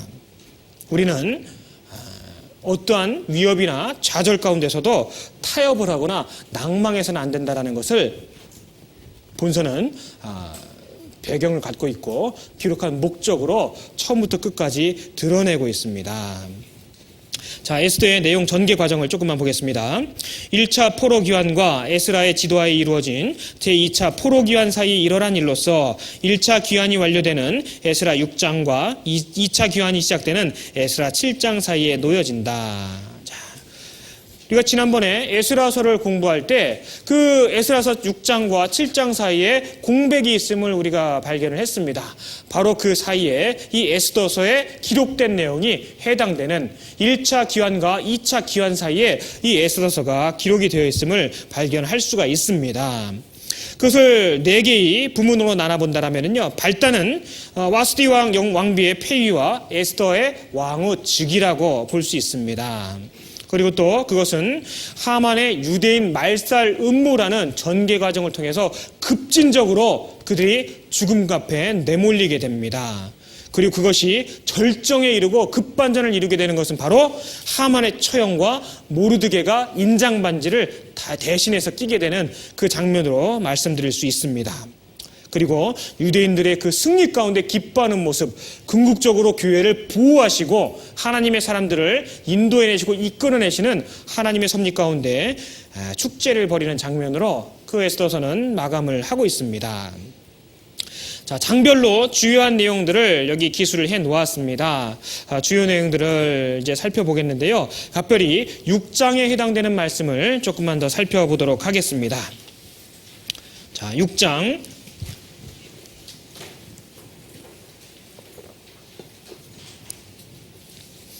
1절부터 제가 읽겠습니다. 이 밤에 왕이 잠이 오지 아니하므로 명하여 역대일기를 가져다가 자기 앞에서 읽히더니 그 속에 기록하기를 문지킨 왕의 두 넷이 빅다나와 데레스가 아수에로 왕을 모살하려 하는 것을 모르드게가 고발하였다 하였는지라. 왕이 가로되 이 일을 인하여 무슨 존귀와 관직을 모르드게에게 베풀었느냐? 시신이 대답하되 아무것도 베풀지 아니하였나이다. 자, 절정 부분에 해당되고 급반전되는 것에 해당된다고 볼 수 있는 바로 6장의 내용입니다. 그 문학적인 구상으로 볼 때 가장 절정에 해당되는 것이죠. 원수 하만이 처형되기 직전에 모르드게가 아수에로 왕으로부터 존귀함을 받고 하만이 몰락이 예견되는 반전의 그 장면을 여기에서 이제 보여주고 있습니다. 자, 궁중일기에 기록이 됐다라는 것. 자, 근데 상을 내리지 않았다라는 것. 이런 작은 것들의 소위 말하는 우연이라고 볼 수 있는 이러한 것들이 계속적으로 무언가 사건을 이끌어가고 있습니다. 자, 2장 23절을 한번 보겠습니다. 2장 23절. 사실하여 실정을 얻었으므로 두 사람을 나무에 달고 그 일을 왕의 앞에서 궁중일기에 기록하니라. 자, 근데 궁중일기에 기록은 됐는데 상을 내리거나 보상하지는 않았다라는 거예요. 자, 우리는요, 이 사실을 통해서 적어도 3가지 정도의 교훈을 받을 수가 있습니다. 첫 번째, 하나님은 하나님의 때에 맞게 거두어 가시는 분이에요. 우리가 생각하는 때가 아니라. 뿐만 아니라 하나님은 하나님의 방법대로 거두어 가시는 분입니다. 그리고 또한 하나님은 하나님의 영광을 위해서 거두어 가신다라고 볼 수 있습니다. 잠언 16장을 찾겠습니다.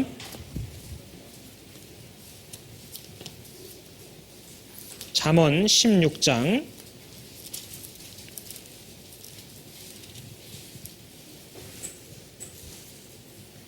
9절 말씀 같이 읽겠습니다. 사람이 마음으로 자기의 길을 계획할지라도 그 걸음을 인도하는 자는 여호와시니라. 우리가 수없이 많은 계획과 많은 고민 가운데서 방황할지라도 궁극적으로 그 발걸음을 하나님이 옮겨주시지 않는다면요, 우리는 얻을 수 없다라는 것. 하나님 편에서 우리는 봐야 된다는 것을 분명히 인정해야만 합니다. 그 궁중일기에 기록되고 수없이 많은 상을 받을 만한 당연한 일임에도 불구하고 기록만 되었지 그때 상이 주어지지 않게 됩니다. 하나님은 하나님이 작정하신 때에 그 상에 대해서 드러내시게 하시는 거예요. 뿐만 아니라 하나님은 하나님의 방법대로 그 일이 드러나게 하신다는 것입니다. 그리고 또한 그러한 일들을 후에 주심으로 인해서 하나님이 영광 받으시기를 하나님이 기뻐하신다는 것을 볼 수 있습니다. 만일에 그 당시에 모르드게가 충분한 상을 받았다면 누구나 생각할 겁니다. 모르드게가 잘했기 때문에 그랬을 거라고. 하지만 잊혀진 것만 같은 그 사건이 뒤에 그를 죽음으로부터 건져내고 더욱더 존귀와 칭찬을 받게 되는 일로 변화됨으로 인해서 사람들은 하나님의 섭리였음을, 하나님의 놀라운 계획이었음을 발견하고 하나님께 더욱더 영광을 드리게 되는 것, 그것이 바로 하나님의 거룩한 계획이었다는 것을 우리는 발견하게 됩니다. 자, 우리는 흔히 우연이라는 말을 자주 하게 됩니다. 하지만 과연 구원받은 곧 하나님의 사람이 우연이라는 것에 해당되는 것이 과연 얼마나 있을까요? 잠언 29장을 찾겠습니다. 잠언 29장 26절 말씀 같이 읽겠습니다. 주권자에게 은혜를 구하는 자가 많으나 사람의 일의 작정은 여호와께로서 말미암느니라. 주권자에게 은혜를 구하는 자가 많다. 우리는 흔히 그럴 수 있습니다. 세상에 능력 있는 사람, 또 경험 많은 사람, 권세 있는 사람에게 무언가를 의지하고 기대는 경우가 있을 수 있습니다. 하지만 사람의 일을 작정하는 것은 여호와로부터 말미암는다라는 거예요. 우리에게 주어지는 많은 일들, 그건 우연의 산물이 아니고 도리어 내가 하나님 말씀 앞에 의지하고 나의 주권자가 되시는 분께 의뢰했을 때 우리는 하나님께서 소위 말하는 우연과도 같은 섭리 가운데서 우리를 이끌어 가신다는 것을 발견할 수 있습니다. 하나님의 영광을 위해서 그런 거예요. 이사야서 48장을 찾겠습니다.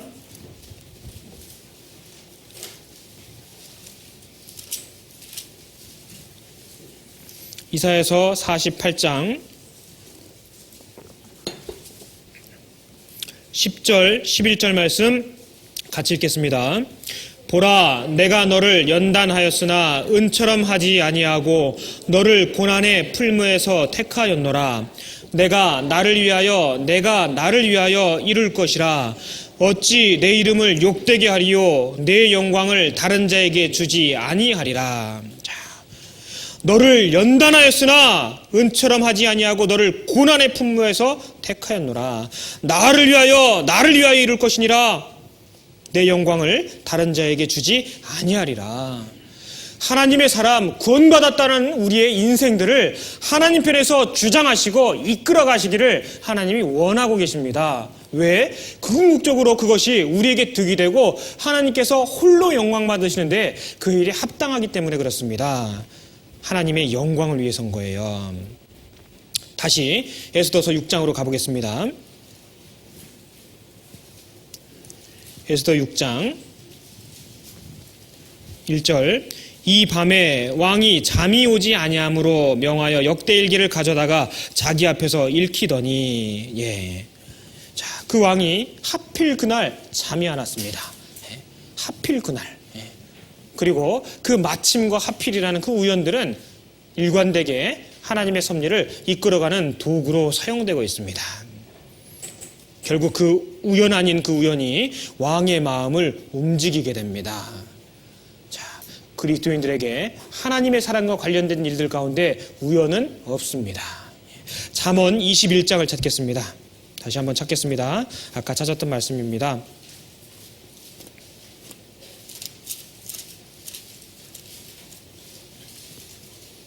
잠언 21장 1절 제가 읽겠습니다. 왕의 마음이 여호와의 손에 있음이 마치 보의 물과 같아서 그가 임의로 인도하시느니라. 자, 왕의 마음을 움직여가는 것. 그것은 바로 그 배후에 있는 하나님의 주권이라는 거예요. 그 보의 물을 이끌어내고 담기도 하는 것처럼 그 배후에 간섭하시는 역사가 있다는 것을 성경은 말씀을 하고 계신 겁니다. 자, 시기와 우연이 모든 자들에게 임한다라고 성경은 말씀하고 계십니다. 시기와 우연이 모든 사람들에게 임한다. 전도서 9장입니다. 찾겠습니다.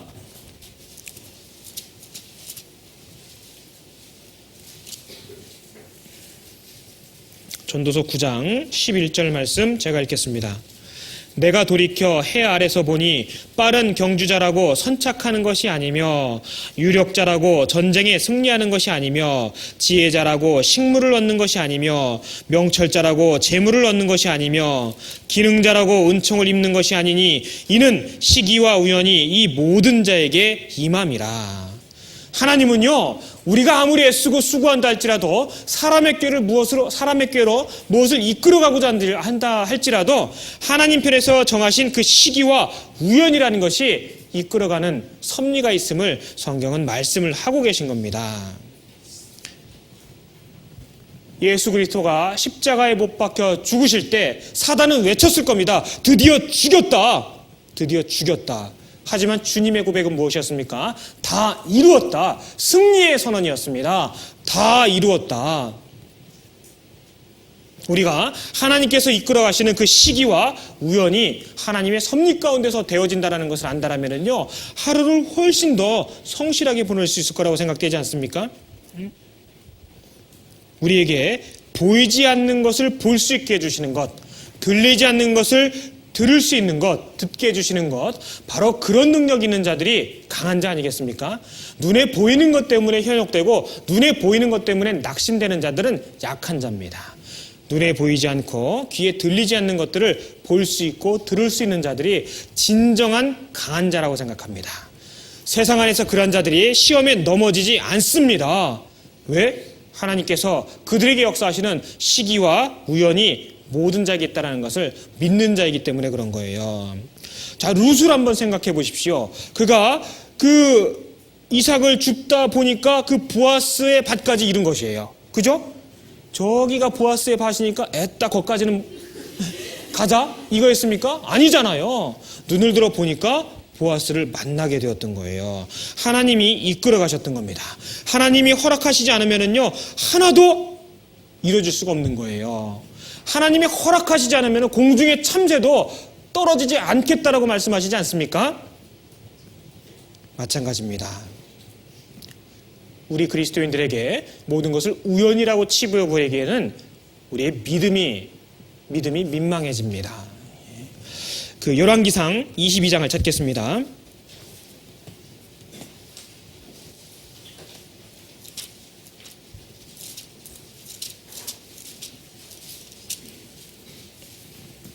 열왕기상 22장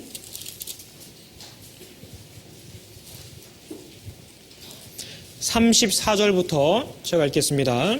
한 사람이 우연히 활을 당기어 이스라엘 왕의 갑옷 솔기를 쏜지라. 왕이 그 병거 모는 자에게 이르되 내가 부상하였으니 네 손을 돌이켜 나로 군중에서 나가게 하라 하였으나 이날에 전쟁이 맹렬하였으므로 왕이 병거 가운데 붙들려 서서 아람 사람을 막다가 저녁에 이르러 죽었는데 상처에 피가 흘러 병거 바닥에 고였더라. 38절 그 병거를 사마리아 못에 씻음에 개들이 그 피를 핥았으니 여호와의 하신 말씀과 같이 되었더라. 거기는 창기들의 목욕하는 곳이었더라. 자, 이게 누굽니까? 바로 이세벨의 남편 그 패역한 왕 아합왕의 죽음이에요. 자, 근데 이 우연히 날라온 그 화살이 그에게 죽음을 초래했습니다. 하지만 그것이 우연이 아니라 하나님의 먼저 베풀어 주신 말씀을 이루어가는 것이었다는 것을 즉시로 발견할 수가 있습니다. 그 앞에 21장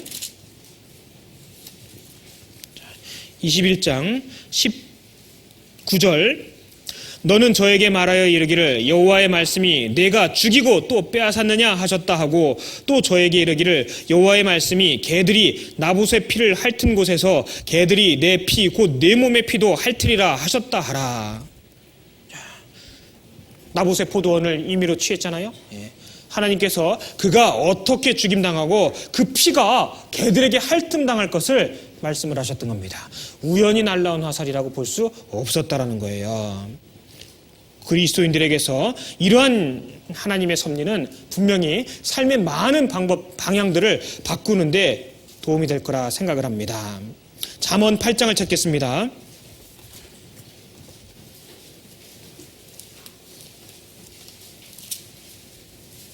잠언 8장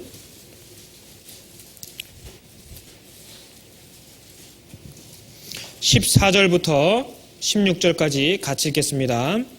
내게는 도략과 참 지식이 있으며 나는 명철이라. 내게 능력이 있으므로 나로 말미암아 왕들이 치리하며 방백들이 공의를 세우며 나로 말미암아 재상과 존귀한 자 곧 세상의 모든 재판관들이 다스리느니라. 하나님께서 그 세상 역사를 이끌어 가시고 하나님께서 홀로 영광 받으시기 위해서 많은 것들을 사용한다라는 것을 우리는 발견할 수가 있습니다. 예수 그리스도께서 십자가에 못 박혀 죽으실 때 마귀는 승리한 줄 알았지만 주님이 궁극적으로 승리했다라는 것을 우리는 하나님의 초월적인 통치를 통해서 발견하게 됩니다. 사단의 대적하는 역사가 크면 클수록 하나님의 역사도 더욱더 크게 나타난다는 것을 우리는 믿으며 발견할 수 있습니다. 에스더 6장에 기록된 대로 그 왕이 그 밤에 잠이 안 오고 왕궁의 일기 가운데서도 각별히 그것을 읽게 되었던 것 자체가 하나님께서 하나님의 섭리 가운데 그를 두셨음을 충분히 짐작케 하는 말씀드린 거예요. 뿐만 아니라 에스더는요, 때를 기다릴 줄 알고 그 때를 사용할 줄 아는 그러한 지혜를 가진 사람이었습니다. 결국 그러한 섭리들이 배후에서 하나님이 역사하셔서 고통을 기쁨으로 바꿔주셨습니다.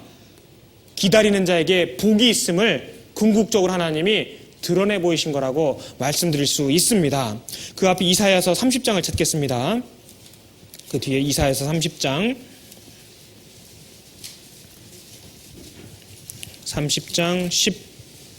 18절 말씀 제가 읽겠습니다. 그러나 여호와께서 기다리시나니 이는 너희에게 은혜를 베풀려 하심이요 일어나시리니 이는 너희를 긍휼히 여기라 하심이라. 같이 읽겠습니다. 대저 여호와는 공의의 하나님이심이라. 무릇 그를 기다리는 자는 복이 있도다. 내게 주어지는 현실적인 여건 때문에 우리가 신앙생활하지 않습니다. 그러한 시련과 풀무불과도 같은 그 고통의 시간 가운데서도 하나님은 역사하고 계시고 내게 좋은 것을 주시기 위해서, 내가 안연히 처하길 위해서 잠잠히 기다리시고 섭리 가운데 인도해 가신다는 것을 우리는 발견해야만 합니다. 내 삶 가운데서 그걸 발견해야 되는 거예요. 그 앞에 15절 말씀 같이 읽겠습니다. 주 여호와 이스라엘의 거룩하신 자가 말씀하시되 너희가 돌이켜 안연히 처하여야 구원을 얻을 것이요 잠잠하고 신뢰하여야 함을 힘을 얻을 것이뇨를 너희가 원치 아니하고. 잠잠하고 신뢰해야 힘을 얻습니다. 내게 주어져 있는 지금의 형편이 다가 아니기 때문에 잠잠하고 그 말씀 그대로 이끌어 가시고 궁극적으로 얻게 하신다라는 하나님의 말씀을 신뢰해야만 우리는 하나님 앞에 영광을 돌리고 힘을 얻을 수가 있을 것입니다. 욥의 경우도 마찬가지였었죠. 욥이 헛되이 하나님을 원망하지 않았습니다. 욥기서 42장을 찾겠습니다. 그는 후일에 그것을 발견하게 됩니다. 욥기서 42장. 그 섭리 가운데 그 배후에 하나님이 계심을 발견하고 그가 고백하는 내용이 여기 기록되어 있습니다. 욥기서 42장 5절 말씀 같이 읽겠습니다. 내가 주께 대하여 귀로 듣기만 하였사더니 이제는 눈으로 주를 배움나이다. 자, 이제는 눈으로 주를 배움나이다. 눈을 부릅뜨고 봤다라는 뜻이겠습니까? 아니지요. 보이지 않는 가운데 하나님께서 명철을, 또 하나님께서 우리에게 그 섭리를 깨닫게 하기 위해서 내게 이러한 고통을 주셨음을, 내게 이런 형편을 허락하셨음을 깨닫게 됐다라는 것입니다. 귀로 듣기만 하였었더니 이제는 눈으로 주를 배움나이다. 우리는 현실적인 삶 가운데서 주님을 발견하고 주님의 역사를 만끽해야 됩니다. 그저 선언적으로 내가 노트에 적어놓거나 성경에 있는 말씀을 맹목적으로 암송하는 것이 아니라 내 삶 가운데서 역사하시는 하나님의 보이지 않는 섭리와 손길이라는 것을 내가 잠잠히 신뢰하면서 느낄 수 있어야만 합니다. 그래야 나의 궁극적인 삶이 변화가 되고 기쁨이 됩니다. 우리는 마땅히 후일을 웃게 하시는, 뒤에 웃게 하시는 하나님의 말씀 가운데 나아가야 됩니다. 지금은 울더라도 후일에 우리는 웃어야만 합니다. 잠언 31장을 찾겠습니다.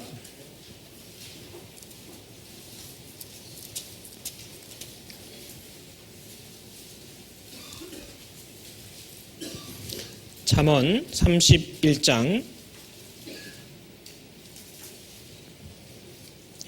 25절 같이 읽겠습니다.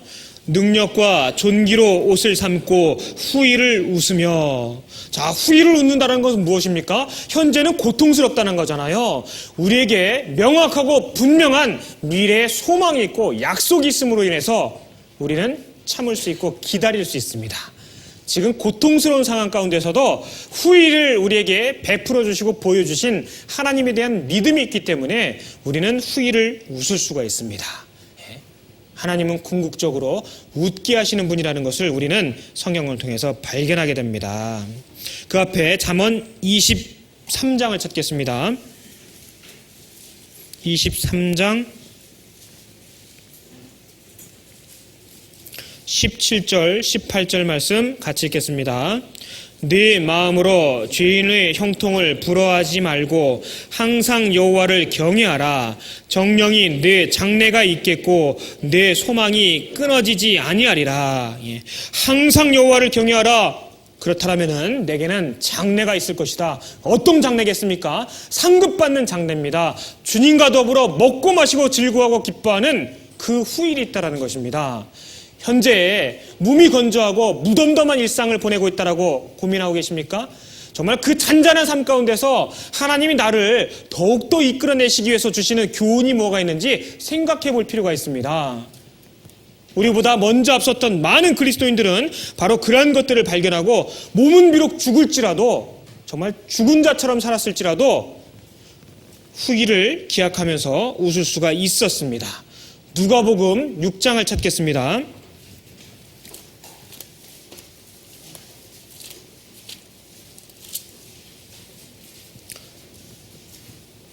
누가복음 6장 21절 말씀 같이 읽겠습니다. 이제 줄인 자는 복이 있나니 너희가 배부름을 얻을 것이며 이제 우는 자는 복이 있나니 너희가 웃을 것이며. 현실적인 여건 때문에 신앙생활하기 곤란하다. 사실 성경적이지 않은 대답입니다. 도리어 우리의 믿음 가운데서 먼저 삶을 살았던 그들은 고통당하고 환난당하고 수욕당하는 삶 가운데서 보석과도 같은 그들의 삶의 진가를 드러냈습니다. 우리 삶은 어떠합니까? 그들의 삶과 충분히 비교해봐야만 하는 그러한 것이라고 여겨지지 않습니까?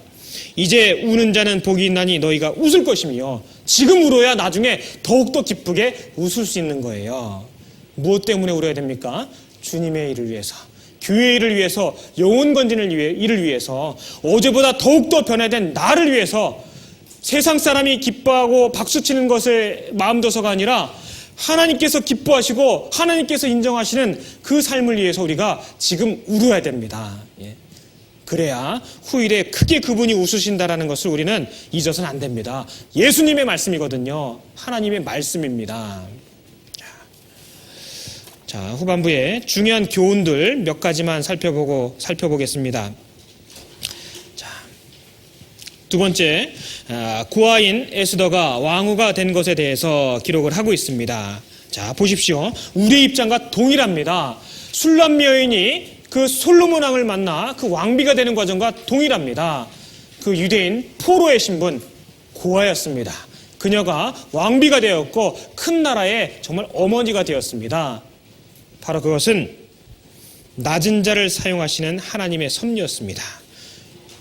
그 열왕기하 5장에 그 나아만 장군을 엘리사에게 소개시켜주는 사람은 바로 누굽니까? 유대 히브리 여종이었습니다. 작은 여종이었습니다.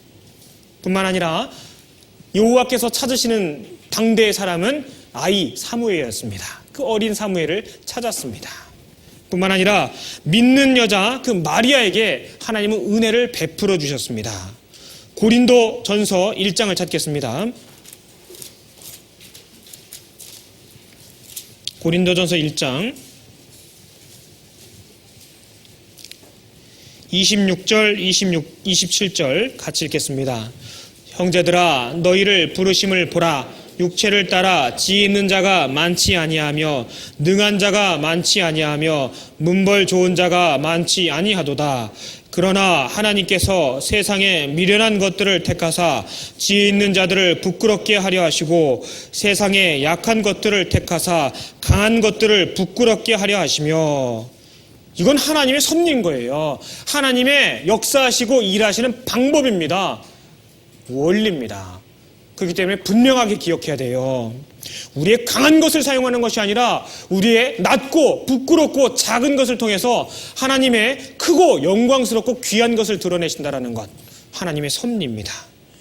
우리 가운데 문벌 좋은 자가 많지 않다라고 했습니다. 다만 하나님을 전적으로 의뢰하고 하나님을 전적으로 신뢰하는 사람을 하나님은 사용하셨고 하늘의 별과 달처럼 높은 위치에 거하도록 하나님은 허락하셨습니다. 부모가 없는 고아 신분의 에스더를 이락 대제국의 왕비로 세우신 하나님의 섭리는 신약 성경도 마찬가지라고 볼 수 있습니다. 고린도후서 1장을 찾겠습니다. 고린도후서 1장 9절 말씀 같이 읽겠습니다. 우리 마음에 사형 선고를 받은 줄 알았으니 이는 우리로 자기를 의뢰하지 말고 오직 죽은 자를 다시 살리시는 하나님만 의뢰하게 하심이라. 우리는 우리 마음에 사형 선고를 이미 받았습니다. 예수 죽인 흔적이 내 몸에 있다라고 했습니다. 내가 그것을 짐처럼 여기고 살아가고 있지 않습니까? 사형 선고 이미 받았습니다.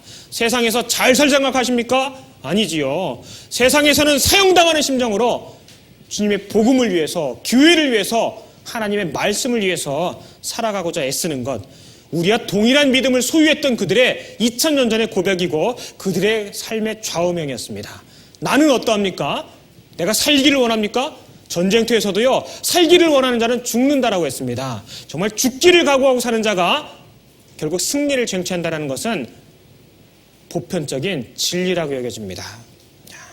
에스더, 하나님은 작은 자, 또 천하고 낮지만 하나님을 의뢰하는 자를 들어서 사용하셨습니다. 그리고 또한 세 번째, 에스더가 자신을 단장하기 위하여 넷이 회개에 정한 것 외에는 다른 것을 구하지 않은 것에 대해서 성경은 기록을 하고 있습니다. 자, 그리스도인도 마찬가지지요.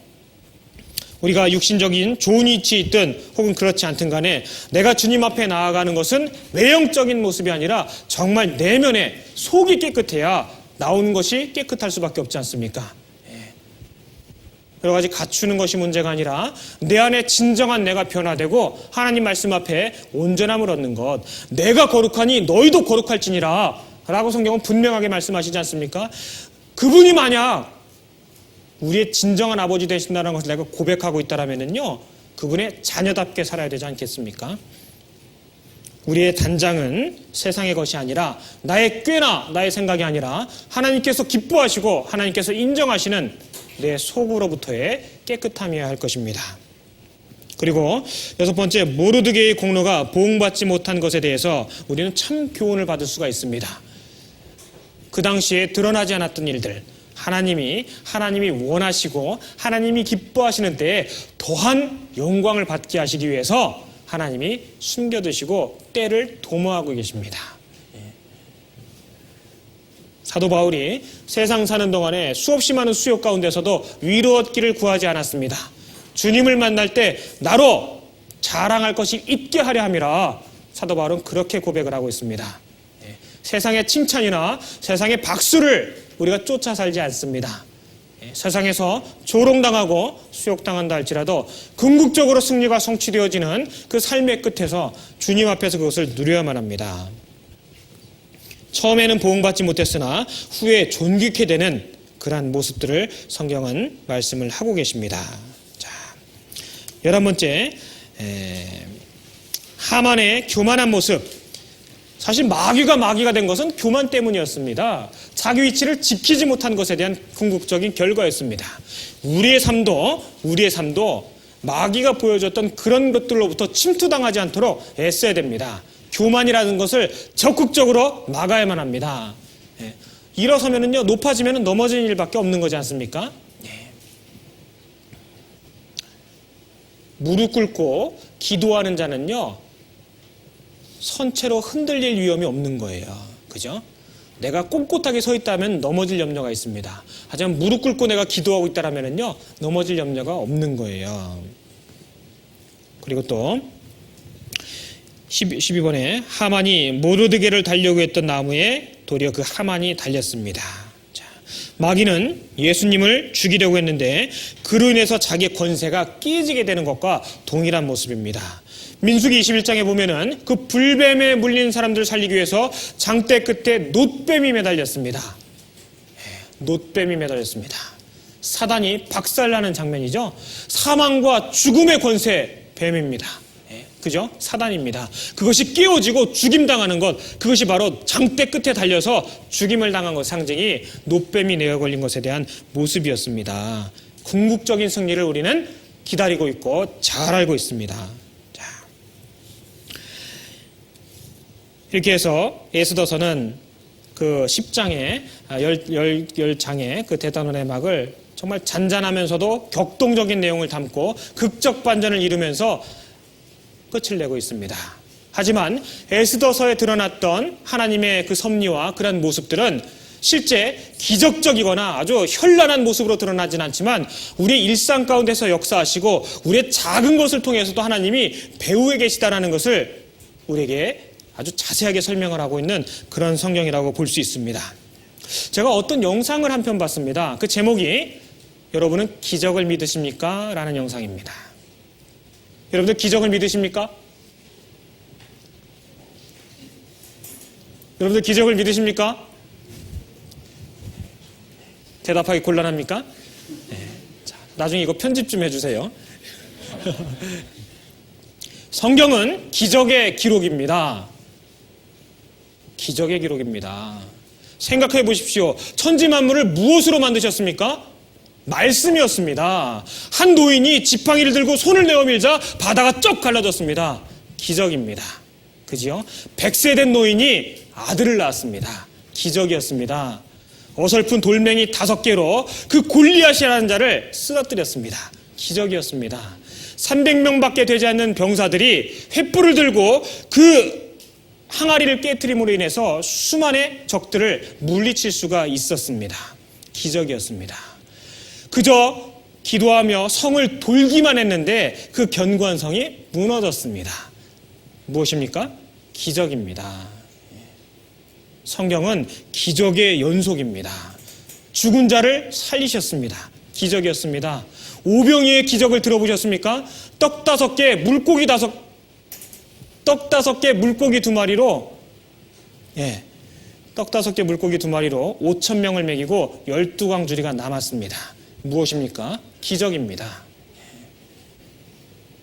눈먼 자가 앞을 보게 되었습니다. 날 때부터 소경이었던 자가 앞을 보게 되었습니다. 앉은뱅이가 걷게 되었습니다. 무엇이라고 생각하십니까? 기적입니다. 더욱더 놀라운 기적은요, 하나님을 알지 못하고 하나님을 찾지도 않았던 우리들이 주님을 아버지라 고백하며 이 자리에 있는 그 기적이라고 생각되지 않습니까? 저 그 한편의 기도와도 같은 그 영상을 보면서 정말 마음 가운데 큰 감격을 느꼈습니다. 하지만 우리가 그렇게 눈으로 볼 수 있고 드러나는 것이 아니라 나의 소소하고도 잔잔한 삶 가운데서도 배후에서 이끌어 가시고 지금 이 순간도 나를 보호하고 계신다는 하나님의 섭리를 에스더를 통해서 발견하게 되었습니다. 나의 주어지는 일상 하나하나를 사랑하지 않을 수 없게 되었습니다. 내게 주어지는 우연이라고 치부해버릴 수 있는 많은 일들이 하나님이 사용하시기를 원한다는 것을, 내가 깨닫기를 원한다는 것을 뒤늦게 발견하게 되었습니다. 이 에스더서는 눈에 띄는 기적은 없지만 그래서 더욱더 기적적인 장면으로 엮어져 가고 있습니다.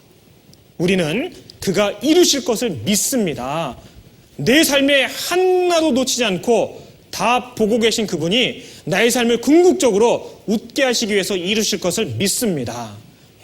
데살로니가전서 5장을 찾겠습니다. 데살로니가전서 5장 24절 말씀 같이 읽겠습니다. 너희를 부르시는 이는 미쁘시니 그가 또한 이루시리라. 그가 이루십니다. 미쁘신 그분이 우리에게 주어지는 많은 일련의 일들을 통해서 그가 기뻐하시는 일을 이루신다는 것, 우리는 그걸 믿습니다. 여러분들 고개 한번 들어보십시오. 우리가 세상을 살아나가는 이 하루하루를 무엇으로, 무슨 근거로, 무슨 힘으로 살고 있습니까? 주님이 세상을 이겼다라고 하셨습니다. 마땅히 우리는 그분의 자녀라고 일컬음 받고 있습니다. 그분을 아버지라 섬기며 그렇게 고백을 하고 있습니다. 무슨 근거로 세상을 이기고 또한 그의 자치를 쫓아가실 겁니까? 그것은 바로 나의 다부진 각오가 아니고 나의 용기가 아니라 하나님의 말씀을 믿는 믿음이라는 것을 우리는 분명하게 선포할 필요가 있습니다. 세상을 이긴 이김은 이것이니 우리의 믿음이니라. 우리의 드러나지 않은 삶을 보고 계십니다. 그 일상 가운데서 주님은 이끌어가고 계십니다. 에스더서에 기록된 그 하나님은 여전히 나의 일상 가운데서도 주관하시고 그의 기뻐하시는 영광을 위해서 오늘 하루도 역사하십니다. 어쩌면 내일 하나님의 말씀을 기다리는 사람을 내게 만나게 해줄지도 모릅니다. 놓쳐서는 안 됩니다. 같이 기도하겠습니다. 거룩하고 자비로우신 하나님, 진심으로 감사드립니다. 하나님 말씀 앞에서 하나님의 교훈을 들을 수 있는 너무나 아름다운 기회를 저희들에게 허락하셨습니다. 우리의 우리 된 것이 우리 뜻대로 살지 아니하도록 도와주시고 하나님 말씀으로 이끌림 받고 하나님 말씀 가운데서 기쁨이 되는 삶이 될 수 있도록 주님 도와주시옵소서. 저희들의 삶이 오늘이 다일지 내일이 다일런지 알 수는 없사오나 그저 간곡히 부탁드리는 것은 하나님의 기뻐하시고 하나님의 영광이 되는 삶을 살다가 주님 뵙기를 소원합니다. 오늘 베풀어지는 말씀 가운데서 주님께서 섭리 가운데 인도하심을 저희들 발견하게 되었습니다. 우리의 일상 가운데서 주님을 즐거워하며 주님을 기뻐하는 자가 될 수 있도록 도와주시옵소서.